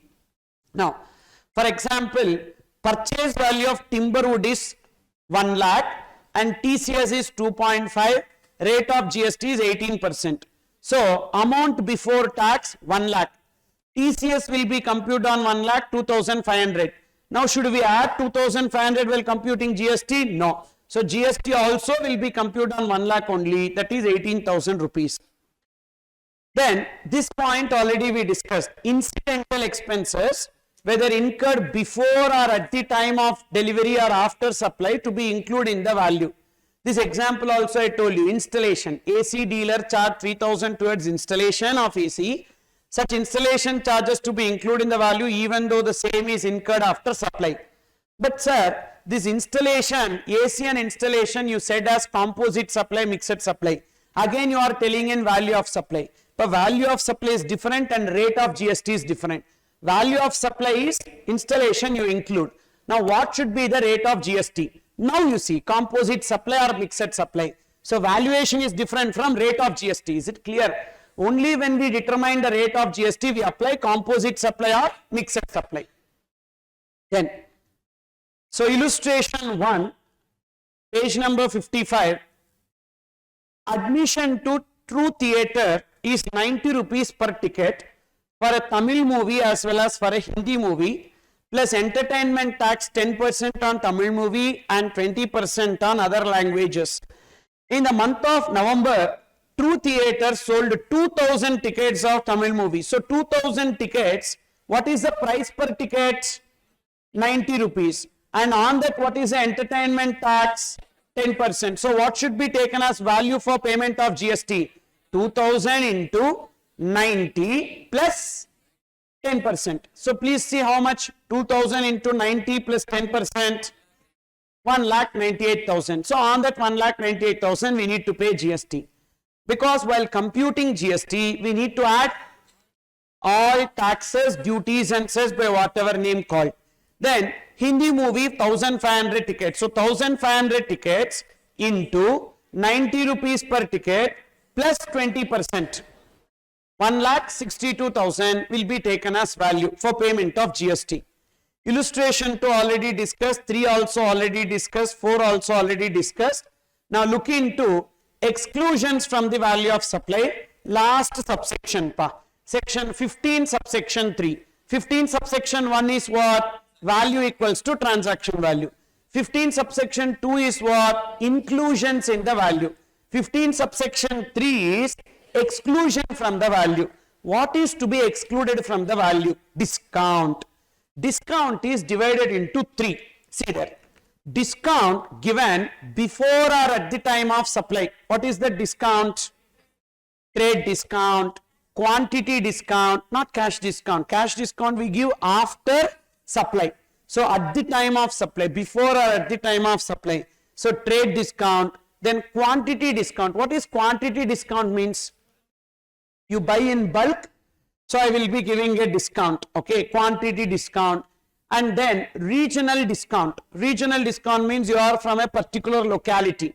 So for that, I may give a discount. Okay.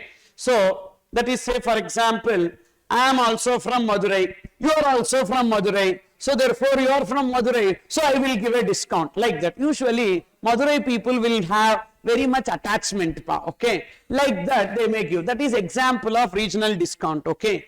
So before or at the time of supply, examples trade discount, regional discount or quantity discount, etc. Is this discount given before or at the time of supply? Yes. Means no need to pay GST on that. For example, 10,000 rupees product price, 2,000 rupees discount. How much I am collecting? 8,000. So GST payable on what? 8,000. So is that 2,000 allowed as deduction? Yes. Suppose if the discount is given after supply, but the terms are agreed before or at the time of supply. Example, cash discount. Today I will invoice you and I will say, if you pay within 10 days, I will give you a discount of 3%. So now what is it? Discount given after supply. But whether the terms are agreed before or at the time of supply? Yes. Terms are agreed before at the time of supply. Is it allowed as deduction? Yes. But invoice is already prepared. Then what is the document to be given by supplier to recipient to give the discount? Because of discount, there is a reduction in value or increase in value. So what is the name of the document? Credit note. Who will be giving it to whom? Supplier. Sir, in GST, debit notes and credit notes is given by supplier to recipient. Is it clear? So in GST, who will give debit notes and credit notes? Supplier to recipient. So increase in invoice value, decrease in invoice value. Because of credit note, what happens to supplier liability? Supplier liability will come down. Okay. Supplier liability will come down. Because of debit note, what happens to supplier liability? Increases. Because of credit note, what happens to supplier liability? Come down. Now, listen. I raised the invoice to you for 10,000 plus 1,200. Now, you would have availed ITC on 1,200, correct? Now, I will give a credit note for 5%, 560 rupees. Now, when I give a credit note for 560, 500 rupees plus 60 rupees tax component, now my liability will come down by 60 rupees. Then your ITC also should come down by 60 rupees, correct or not? So you need to reverse ITC. How much? 60 rupees. That is this. Allowed as deduction, credit note shall be issued and recipient should reverse proportionate ITC. Understood or not? Then suppose if the discount is given after supply, but the terms are not agreed before or at the time of supply. Example, end of season sale discount. What will happen? Usually this footwear, garments, then even some commodities, okay, like watch, sunglasses, etc. and all. Usually manufacturer will make different experiments on the product, because the style and the design, they keep on changing. Now, so in these industries, what they do, they will be supplying. For example, you take footwear industry, Nike or Adidas or Skechers, etc. These brands, what they do, manufacturer will send some models to the dealer. Dealer will display it in the shop and they will be selling. Now, some of the models may not be interested. People may not like that. So they will not buy. So these models which are not at all sold is called as non-moving stock. This non-moving stock, what dealer will do, will return it to the manufacturer. Then what manufacturer can do with that? Manufacturer cannot do anything with that stock. So manufacturer will give an offer to the dealer. Okay, I will give you 60% discount. Now you offer the discount to your customers and somehow you sell it. So therefore, now that shop will keep flat 50% off, flat 60% off, like that. You understood, pa? And then a person who wanted to buy a Adidas shoe and is not bothered about the model but is bothered about the price, so will definitely buy during this discount time. You understood or not? Now, manufacturer to the dealer, it is a post-supply discount, correct? Why? Already product has been sent and it is a post-supply discount. Agreed before or at the time of supply? No. So it is not allowed as deduction. Even though manufacturer gives a discount of 60%, but manufacturer should pay GST on the full amount collected from the dealer. Is it clear? Suppose if I am collecting 10,000 rupees from the dealer, even though I am giving a 60% discount, say I am collecting only 4,000. 10,000 rupees I raised invoice. I collect only 4,000 because I gave a discount of 60%. But I need to pay GST on 10,000. I have to pay GST on 10,000. Now, dealer to customer, pre-supply discount or post-supply discount? Pre-supply discount, because they are attracting the customers by offering the discount. So therefore this discount is given before or at the time of supply. Is it allowed as deduction? Yes. So that will be allowed as deduction because it's a pre-supply discount, which means suppose if you are buying a footwear 2000 rupees 2000 rupees, you will not pay 2000. How much you will pay? Only 40%. How much 40% means? 800 you will pay. So whether you need to pay GST on 800 or 2000? 800. But many shopkeepers are cheating you. They are collecting GST on 2000. Please be careful. So next time onwards you buy anything in the discount, so please verify, because what they do is that 2000 they will charge GST and then they will give discount. Actually GST should be computed on what? After discount GST should be computed. Correct appa? 2000 plus GST minus 60%. Illa 2000 minus 60% then GST. 2000 minus 60% and thereafter GST should be computed. Understood or not? So this is about discount. Then look into this GST implications on debit note and credit note. So who will give debit note and credit note to whom? So supplier to recipient. When debit note will be given and when credit note will be given? Increase in invoice value, debit note. Decrease in invoice value, credit note. And debit note, what is the consequence of debit note to the supplier? Liability will increase. What is the consequence of debit note to the recipient? He will take ITC. I am charging some value plus GST to you, so you can take ITC. Now, where supplier has to report this debit note? In GSTR1 and in GSTR3B. How you will take ITC? In GSTR3B you will take ITC. Already we discussed. ITC will be availed in one return called as GSTR3B. Then credit note. Whenever credit note is given by supplier, what is the consequence to supplier?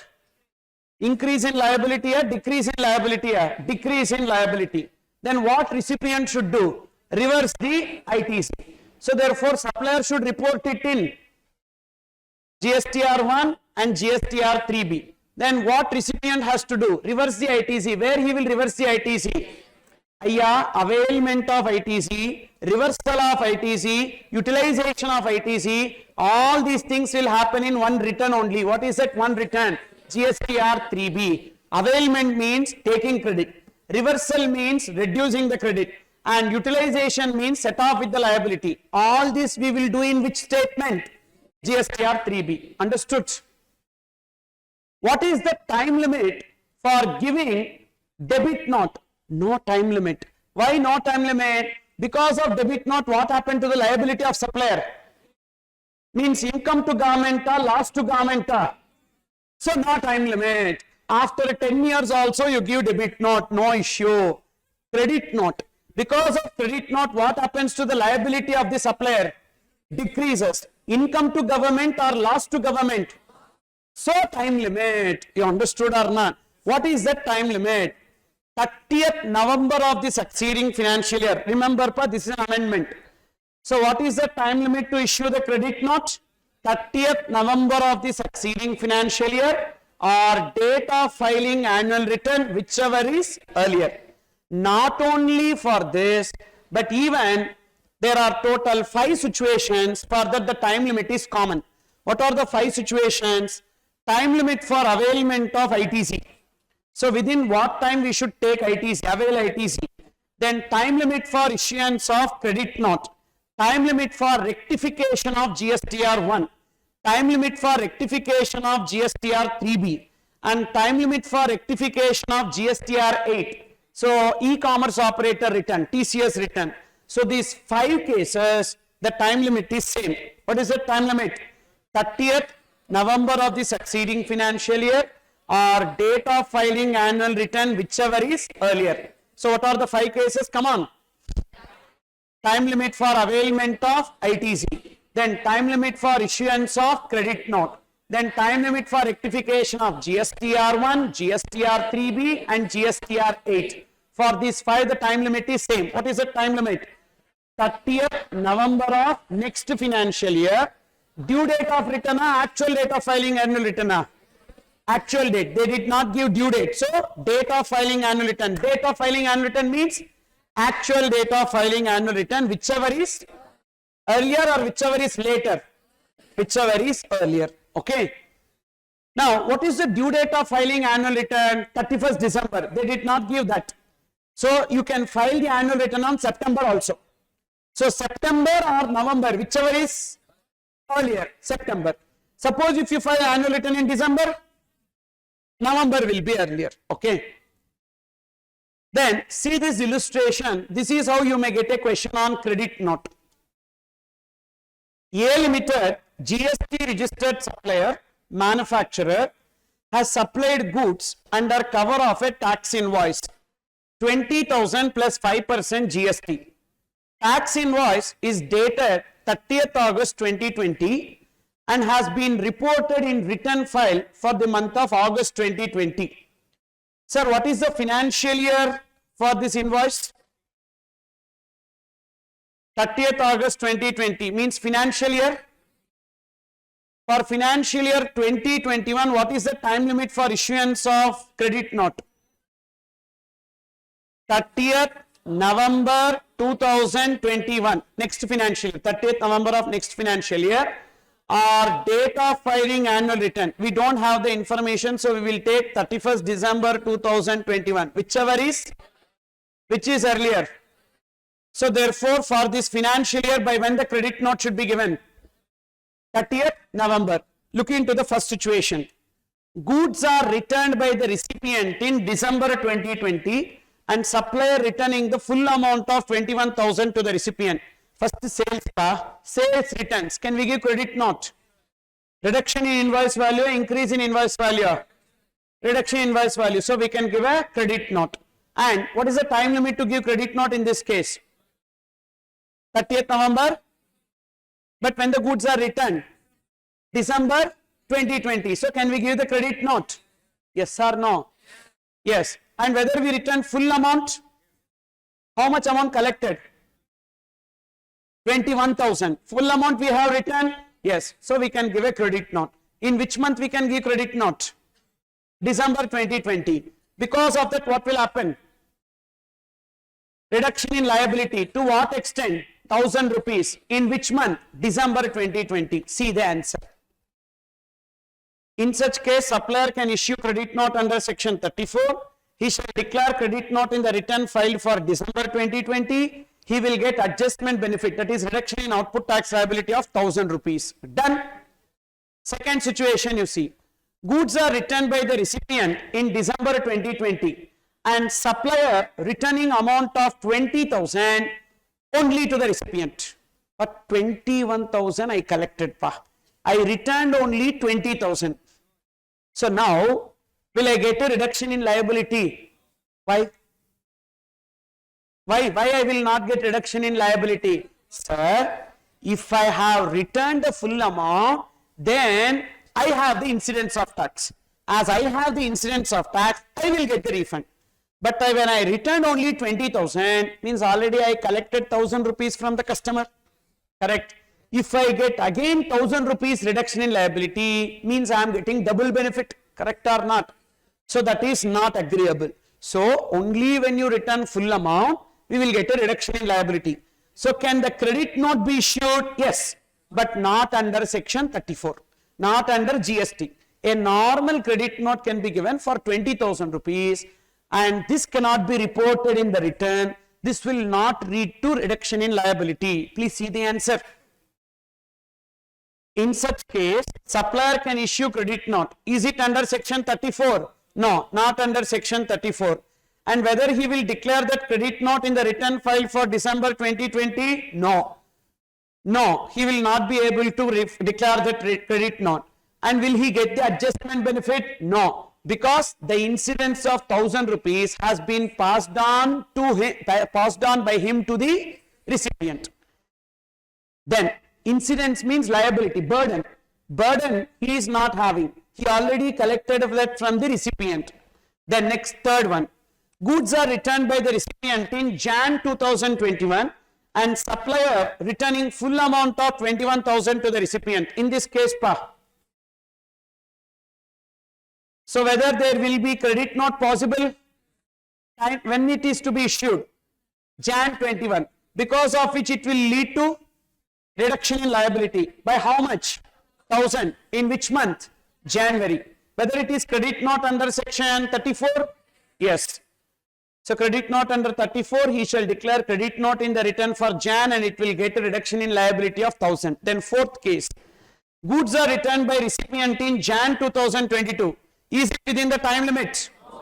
So time limit is November 21. So it is Jan 22. So even though full amount is returned by the supplier to recipient, credit note cannot be issued because the time limit to issue credit note is over. So therefore, he will declare the credit note or not declare the credit note. Not declare the credit note, as the maximum period for declaration is November 2021. So will he get the adjustment benefit or he will not get adjustment benefit? He will not get any adjustment benefit. Understood? So with this we completed value of supply and we will look into the practice manual questions related to this part. So that this value of supply will be over today and tomorrow we can start with a fresh topic, input tax credit. Okay. So very important chapter, input tax credit. Again, a guaranteed question will be coming on that. That is the discussion for tomorrow. So tomorrow we will complete input tax credit. And we will also discuss one more important topic, that is registration and composition scheme. And thereafter on the last day, that is on fourth day, we will be left with invoice and time of supply, returns, payment process, and in miscellaneous already we completed e-way, so one small topic. Okay. And on fourth day, so for some 45 minutes, half an hour to 45 minutes, I asked one DT faculty so to come and share a few points with you as to what is the preparation strategy, what are all the areas you need to focus, etc. Just for some 45 minutes. Okay. So just a guidance will be provided to you. So based on that you prepare accordingly. Okay. No. So there is one faculty by name Pratik Badhani. So I asked him, he said he will come and share few points with you.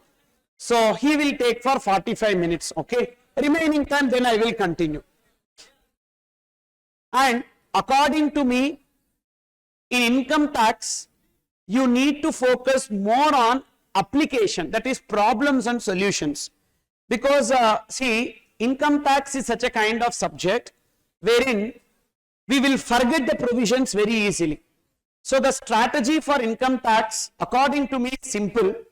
You have to prepare one summary, and suppose if you don't have time, so you can depend on some summary book, and you should not read too much time, but you should practice more questions. Because only when you apply the provision in the question, you will be able to remember. What many people do is that they focus more on theory only. That is, they will read. So because of that, there is no advantage. Only when you apply, you will remember the provision. Okay. That is common for both DT and IDT. IDT, I am doing that only. After completion of every concept, while discussing concept also, I am linking it with illustrations. Even after completing also, we are discussing more and more questions. So therefore, the concept that we learnt will be retained in mind. Okay. So the same thing you do for income tax also, definitely you will get 60s and 70s easily. So please take value of supply. What is the page number, pa? Page number 47.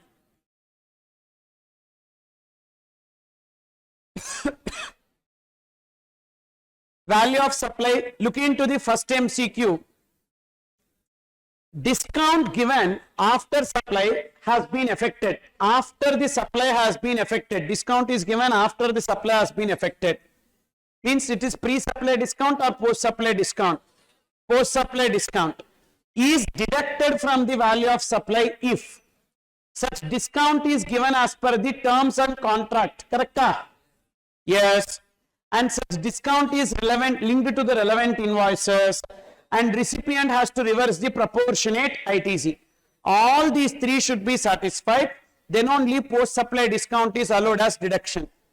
Then look into this question. You need to arrive at the answer. Pradeep Traders registered in Haryana sold goods interstate for rupees 2,05,000 to Balram Private Limited registered in Uttar Pradesh. GST rate is 5%. What is the transaction value? 2,05,000. As per the terms of sale contract, Pradeep Traders has to deliver the goods at the factory of Balram Private Limited. Means as per contract, they need to deliver the goods to recipient's place. For this purpose, Pradeep Traders have charged a freight of 2,400 from Balram Private Limited. GST leviable at 12% on the freight. What would be the net liability to be paid in cash in this case? Assuming that the amounts given herein are exclusive of GST. First, this freight is incidental or other? For the product is the freight required? No, so it will be others. Anything required for the product, that is only called as incidental. So the product is complete even without this freight. So freight is extra, so others. Is it before delivery of goods or after delivery of goods? Before delivery of goods, correct? Because when the sale is completed, at the time when we deliver at the recipient's place, so therefore it is before delivery of goods. So should it be included in the value or not? Yes. So we should include it in the value. So 2,05,000 plus 2,400. We need to include it in value. So 2,07,400. Now listen. What is the rate that we need to take? So goods are taxable at 5% and GTA service is taxable at 12%. Then which should be taken? 5%. Why 5%? Composite supply. Correct? So what is the rate of principal supply? 5%. So 2,07,400 into 5%. So 10,000, 10,370. And where is he located? Haryana. And what is the type of supply? Interstate or intrastate? Interstate. So therefore the answer is IGST 10,370. Understood, pa? So that is the answer to be taken. Then next.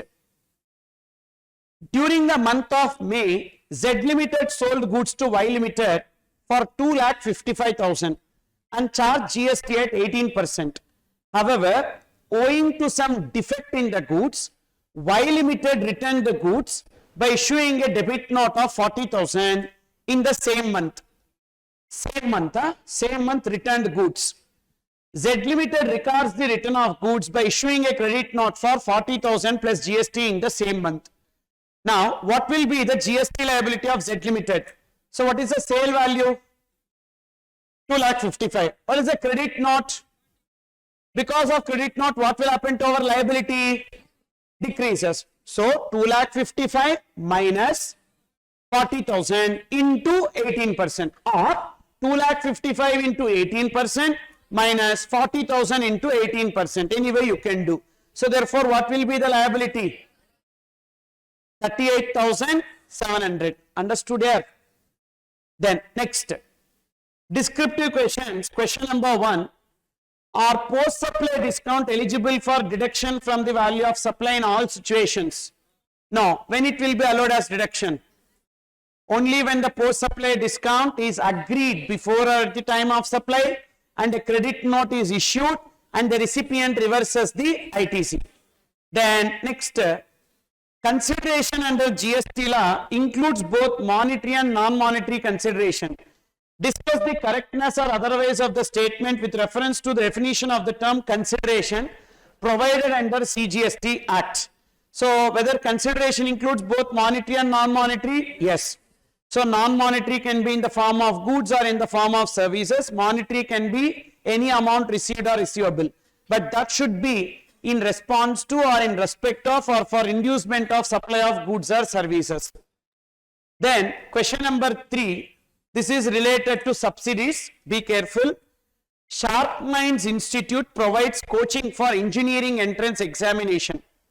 Monthly fee charged by the institute from a student is 10,000. So 10,000 is the transaction value. The institute is known for its commitment to provide education to underprivileged children. It trains 10 students every year for entrance examination free of cost. The institute received 3 lakhs as coaching fee during the month. So 3 lakhs will be taken as the transaction value total. Okay. And Navjeevan, an NGO working in the area of education for underprivileged children, has given a subsidy of 10,000 in lump sum during the month. Means what type of subsidy? Directly linked to price or not directly linked to the price? Not directly linked to the price. When it will be called as directly linked to the price? If it is per student. If it is per student, then only it will be directly linked to the price. So in this case, this 10,000 rupees is directly linked to the price or not directly linked to the price? Therefore, what is your answer? Ignore. So what should be taken as a value of supply? You understood. So therefore, in this case, the value of supply is only 3 lakhs because this subsidy is not directly linked to the price, and therefore the value of supply is only 3 lakhs. Then next, question number 4. Furniture Wala is a chain of retail showrooms selling both modern and classic furniture. In order to build a strong customer association, the showroom provides free delivery of furniture at the premises of the customers if the distance between the showroom and the customer premise is 20 kilometers. So free delivery they will do. Suppose if the distance is beyond 20 kilometers, for every kilometer they will be charging 10 rupees. Now, Miss Leena Kapoor purchased a double bed, a dressing table and a center table for 2 lakhs, and Leena gets delivery of the furniture at her residence located in 18 kilometers. So, is the distance within 20 kilometers? Yes. So, therefore, the showroom incurs the expenditure of 1,000 for delivering the furniture at Leena's residence. But are they charging anything for delivery? Just because they incur expenditure, should we include it in the value? No. What does 15(2)(c) says? Any expenditure incurred by the supplier and charged to recipient before delivery of goods should be included in the value. Yes, they are incurring expenses, but they are not charging it to the recipient, so no need to include 1,000 rupees. Then what should be taken as a value? Only 2 lakhs. Suppose if her house is 50 kilometers away from the showroom, how much they are charging? Beyond 20 kilometers, for every kilometer 10 rupees. So therefore 30 kilometers into 10 rupees, 300 rupees. They incur 1,000 rupees, but they collect 300. How much should be included in the value? Only the amount charged to the recipient, that is 300, then the value will be 2,300,000. Is it clear? So first case the value will be 2 lakhs. Second case the value will be 2,300,000. Only the amount charged to the recipient should be included in the value. Then question number 5. AKJ Foods Private Limited gets an order for supply of processed food from a customer. The customer wants the consignment tested for gluten and specified chemical residues. AKJ Foods Private Limited does the testing before the supply and charges a testing fee for the same from the customer. Is this testing fee before delivery of the goods or after delivery of the goods? Before delivery of the goods. So therefore, as per 15(2)(c), it should be included in the value or not? Yes. Is this testing incidental? No, because the customer wants the consignment tested for gluten, which means this is others. But it will be charged before delivery of goods. Therefore, it should be included in the value as per 15(2)(c). Clear here? The testing fee should be added to the price to arrive at the value of consignment. Then Question number 6. A philanthropic association makes a substantial donation each year to a reputed private management institution to subsidize the education of low-income group students who have gained admission there. The fee for these individuals is reduced, thereby coming to 3 lakh a year compared to 5 lakh a year for other students. What would be the value of service of coaching and instruction provided by the institution to the low-income group students? So, what is the regular fees? But how much they are charging? Means what is the subsidy? Is it directly linked to price or not directly linked to the price? Directly linked to the price per student. Okay. So is it from CGSD or others? Others. Should it be included in the value or excluded from value? Included in the value. When you take 3 lakhs, while arriving at 3 lakhs already we excluded. And in the given price it is excluded. So we need to add. Correct? It is to be included. In the given price it is excluded. So we need to add. So for 3 lakhs, if you add 2 lakhs, 5 lakhs. If you take 5 lakhs, then what will be the answer? It is to be included. In the given price 5 lakhs, it is already included. So ignore. Then also the answer will be 5 lakhs. Then question number 7. Mazda Banners, an advertising firm, gives its customers an interest-free credit period of 30 days for payment. Its customer ABC paid for the supply 32 days after the supply of service. Mazda Banners waived the interest payable for delay of 2 days. Are they charging interest? Interest is taxable on what basis? Suppose if the supplier is not at all charging interest, will it be included in the value? No. So even though interest is to be included in the value, but in this case they are not charging the interest. So then it is not required to be included. Only when interest, late fee or penalty charged to the recipient, it should be included in the value. Then question number 8. Crunch Bakery Products Limited sells biscuits and cakes through its dealers to whom it charges list price minus standard discount and pay GST accordingly. When the goods remain unsold with the dealer, it offered additional discount on the stock as an incentive to push the sales. Can this additional discount be reduced from the price at which goods were sold? First, there are 2 discounts, standard discount and additional discount. Standard discount is before supply or after supply. So is it allowed as deduction? Yes. But that additional discount is before supply or after supply. Whether it is agreed between the parties before supply? No. So is it allowed as deduction? No. Means GST is payable on full value including the additional discount. Now see this question. Don't see the answer. I want you to arrive at the answer for this. So list price of the goods 50,000, tax levied by municipal authority, packing charges, subsidy, and paid to one of its vendors. Some amounts are given. XYZ Private Limited offers 2% turnover discount on the list price. After reviewing the performance of ABC Private Limited, the discount was not known at the time of supply. ABC Private Limited delayed the payment and paid 5,000 inclusive of GST 18% as interest to XYZ. Now you need to determine the value of taxable supply. Do the rough and arrive at the answer. Look into the screen, the question, take your calculator, please do the answer. Then finished. Say this. First, transaction value how much pa? 50,000. 50,000 is transaction value. Tax levied by municipal authority on sale of such goods. Whether it is to be included or to be excluded. To be included. As per provision, it is to be included as per section 15, subsection 2, clause A. It is to be included. In the given price, it is excluded. So therefore, we need to add. So 6,000 rupees we need to add. Packing charges as per provision to be included or to be excluded? To be included as per section 15, subsection 2, clause C, incidental expenses to be included. And in the given price it is, so we need to add. Then next, subsidy received from a NGO directly linked to the price. As per provision 15 2E, whether it is to be included or to be excluded. to be included. And in the given price it is, because it is given specifically, I told you na. So it is given in the question specifically, you follow that. It is already included. Therefore, we need to ignore.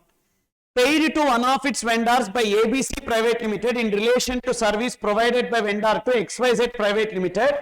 So, as per 15(2)(b), any amount that the supplier is liable to pay but which is paid by the recipient to be included in the value. And in the given price it is, so we need to add 2000, we need to add. Then XYZ Private Limited offers 2% turnover discount on the list price, but the discount was not known at the time of supply, means it is not allowed as deduction because it's a post supply discount. Post supply discount terms are not agreed before at the time of supply. Then ABC Private Limited delayed the payment and paid 5,000 as per 15 subsection 2 clause D. Interest, late fee or penalty for delay in receipt of consideration should be included in the value. But how much should be added to value? Don't add 5,000 fully because 5,000 is including GST. So take out GST and add value. So 5,000 into 100 divided by how much?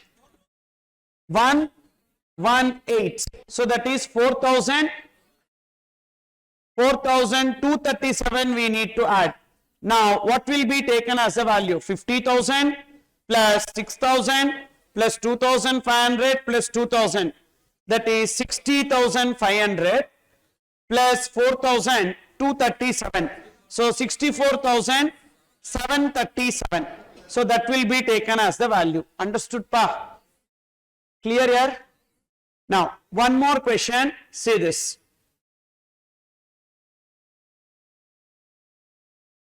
See this.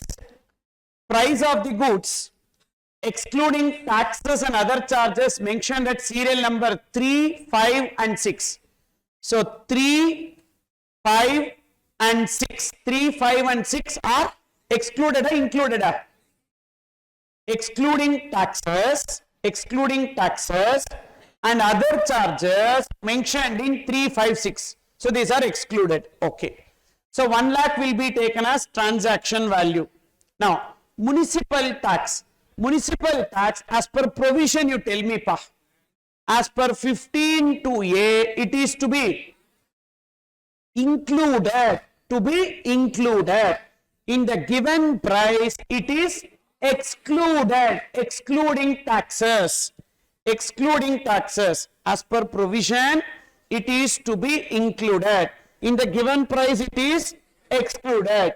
Therefore we need to add. So therefore, how much we need to add? 5,000. Then same way, inspection charges. Come on. Add or deduct or ignore or. Inspection charges to be included or to be excluded? As per 15(2)(c. Other charges before delivery to be included. And in the given price it is excluded. So therefore, we need to add. Good. Then subsidy received from Shri Ram Trust directly linked to the goods, and see the last line in the question. Price of the goods is net of subsidy received. Means what? Means what? The given price is after considering subsidy. Now you tell me the treatment. Ignore add. First, subsidy from Shri Ram Trust to be included or to be excluded? To be included as per 15(2)(e. While arriving at the given price, it is excluded. So therefore, we need to add. Again, I am repeating.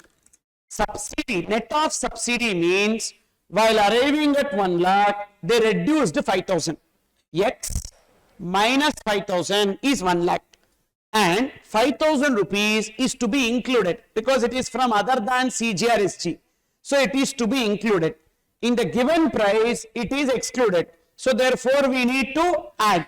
So 5,000 rupees. Then late fee for delayed payment inclusive of GST. Shri Balram Private Limited paid the late fee. However, these charges were ultimately waived by Shri Krishna Private Limited and amount was refunded to Balram during the same month. Now, it is to be included or to be excluded? First, it should be ignored, because they are not charging the late fee. Only when they are charging late fee, we need to talk about its inclusion. So, it will not be considered. Then, weighment charges. Weighment charges as per provision. Such charges were paid by Shri Balram Private Limited to Radhe Private Limited on behalf of Shri Krishna Private Limited. Actually, it is 15(2)(b. That is any amount that the supplier is liable to pay, but which is paid by the recipient. It is to be included in the value or to be excluded from the value? To be included in the value. But in the given price, the sixth point is excluded. So therefore, we need to add. So now, see the answer. 1 lakh plus 5,000 plus 2,000 plus 5,000. 1 lakh 12,000 plus 2. 1 lakh 14,000 is the answer. And clearly we need to give the explanation like this inside the table itself. So which section? Which section? So 15(2)(a), 15(2)(c), like that we need to write, and we need to give the explanation. Please don't forget, because these type of questions are usually asked for 5 marks, 6 marks. This is a question asked in May 22 exam for 6 marks. Okay. So that's the reason why you have to write with the explanation, then you will get full marks. This and all actually is like, cakewalk, easy it is. So very, very simple. But only thing, we make a mistake by not writing the proper explanation or thinking too much. Okay. Just stick on to the format, you will get the answer. Then next one. This you try. This one you try. Come on.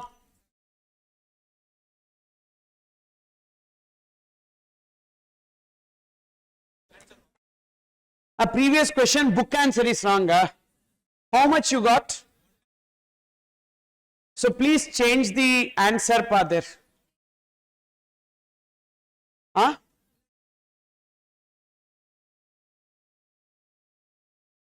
Oh, instead of 5,000, 50,000 is taken. Okay, change that 5,000 and total will be 1,14,000. Municipal tax also 5,000 you take, So please check this answer and make the correction in your book. Price of the goods 1 lakh, municipal tax 5,000, inspection charges 2,000, subsidy 5,000, weighment charges 2,000, so total 1,14,000.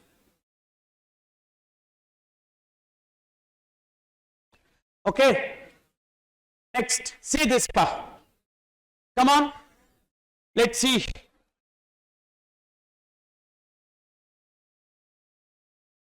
List price of the goods 12,40,000. Concentrate. List price of the goods 12,40,000. Now, items already adjusted in the price given in one above means what? These two subsidies is already adjusted means what? Price after considering subsidy or before considering, without considering subsidy? After considering subsidy means let X be the price. From that X already they reduced 1,20,000 and 30 to arrive at 12,40,000. Got it? Now you interpret and tell me what is the treatment of this 1,20,000? Should we add, deduct or ignore? Why? Subsidy from state government directly linked to the price. It is to be excluded, and in the given price it is already excluded. Therefore, ignore. Okay. Then what about 30,000? Subsidy from trade association is to be included, but to arrive at the given price, it is excluded. So we need to add. Super. Then items not adjusted in the price given in one above means what? We have not considered this. We have not considered. These are independent of the price. Okay. Now, tax levied by municipal authority 24,000 as per provision 15(2)(a), it is to be included. It is to be included. In the given price, it is not considered, means not included. So we need to add. Then packing charges, add. Why? As per 15(2)(c), incidental expenses to be included in the value. In the given price, it is not considered, means not included. So therefore, we need to add. Then late fee paid by the recipient for delayed payment of invoice. Add. Why? As per section 15(2)(d), interest, late fee or penalty for delay in receipt of consideration should be included in the value. In the given price, it is not adjusted, means not included. So therefore, we need to add. So 12,40,000 plus 30 plus 24 plus 12 plus 5. How much? 13,11,000. Clear? Then next one. This is asked in 2 exams, November 18 and Jan 21 for 5 marks. See this. Miss Achintya, registered supplier in Kochi, Kerala, has provided the following details in respect of her supplies made intrastate. List price of the goods 3,30,000. So this 3,30,000 will be taken as transaction value. This 3,30,000 is taken as transaction value. Exclusive of items given from 2 to 5. What does it mean? This 2 to 5 is not considered, which means these are all exclusive. Exclusive means don't think it is excluded. Exclusive is different from excluded. Exclusive means these are additional. You understood or not? Many students will think that exclusive means excluded. For example, discount. Listen, discount. Discount is to be excluded. And in the given price, it is excluded. So ignore. Like that, they will think, no. Exclusive means not considered. Okay. Means these are in addition. These are in addition to this 3,30,000. Is it clear? Swachh Bharat says levied on sale of goods. Section 15(2)(a), it is to be included. And in the given price, it is not included. So we need to add. Okay. Then packing expenses. Section 15(2)(c), incidental. It is to be included. In the given price, it is not included. So therefore, we need to add. Discount 1% on list price of the goods.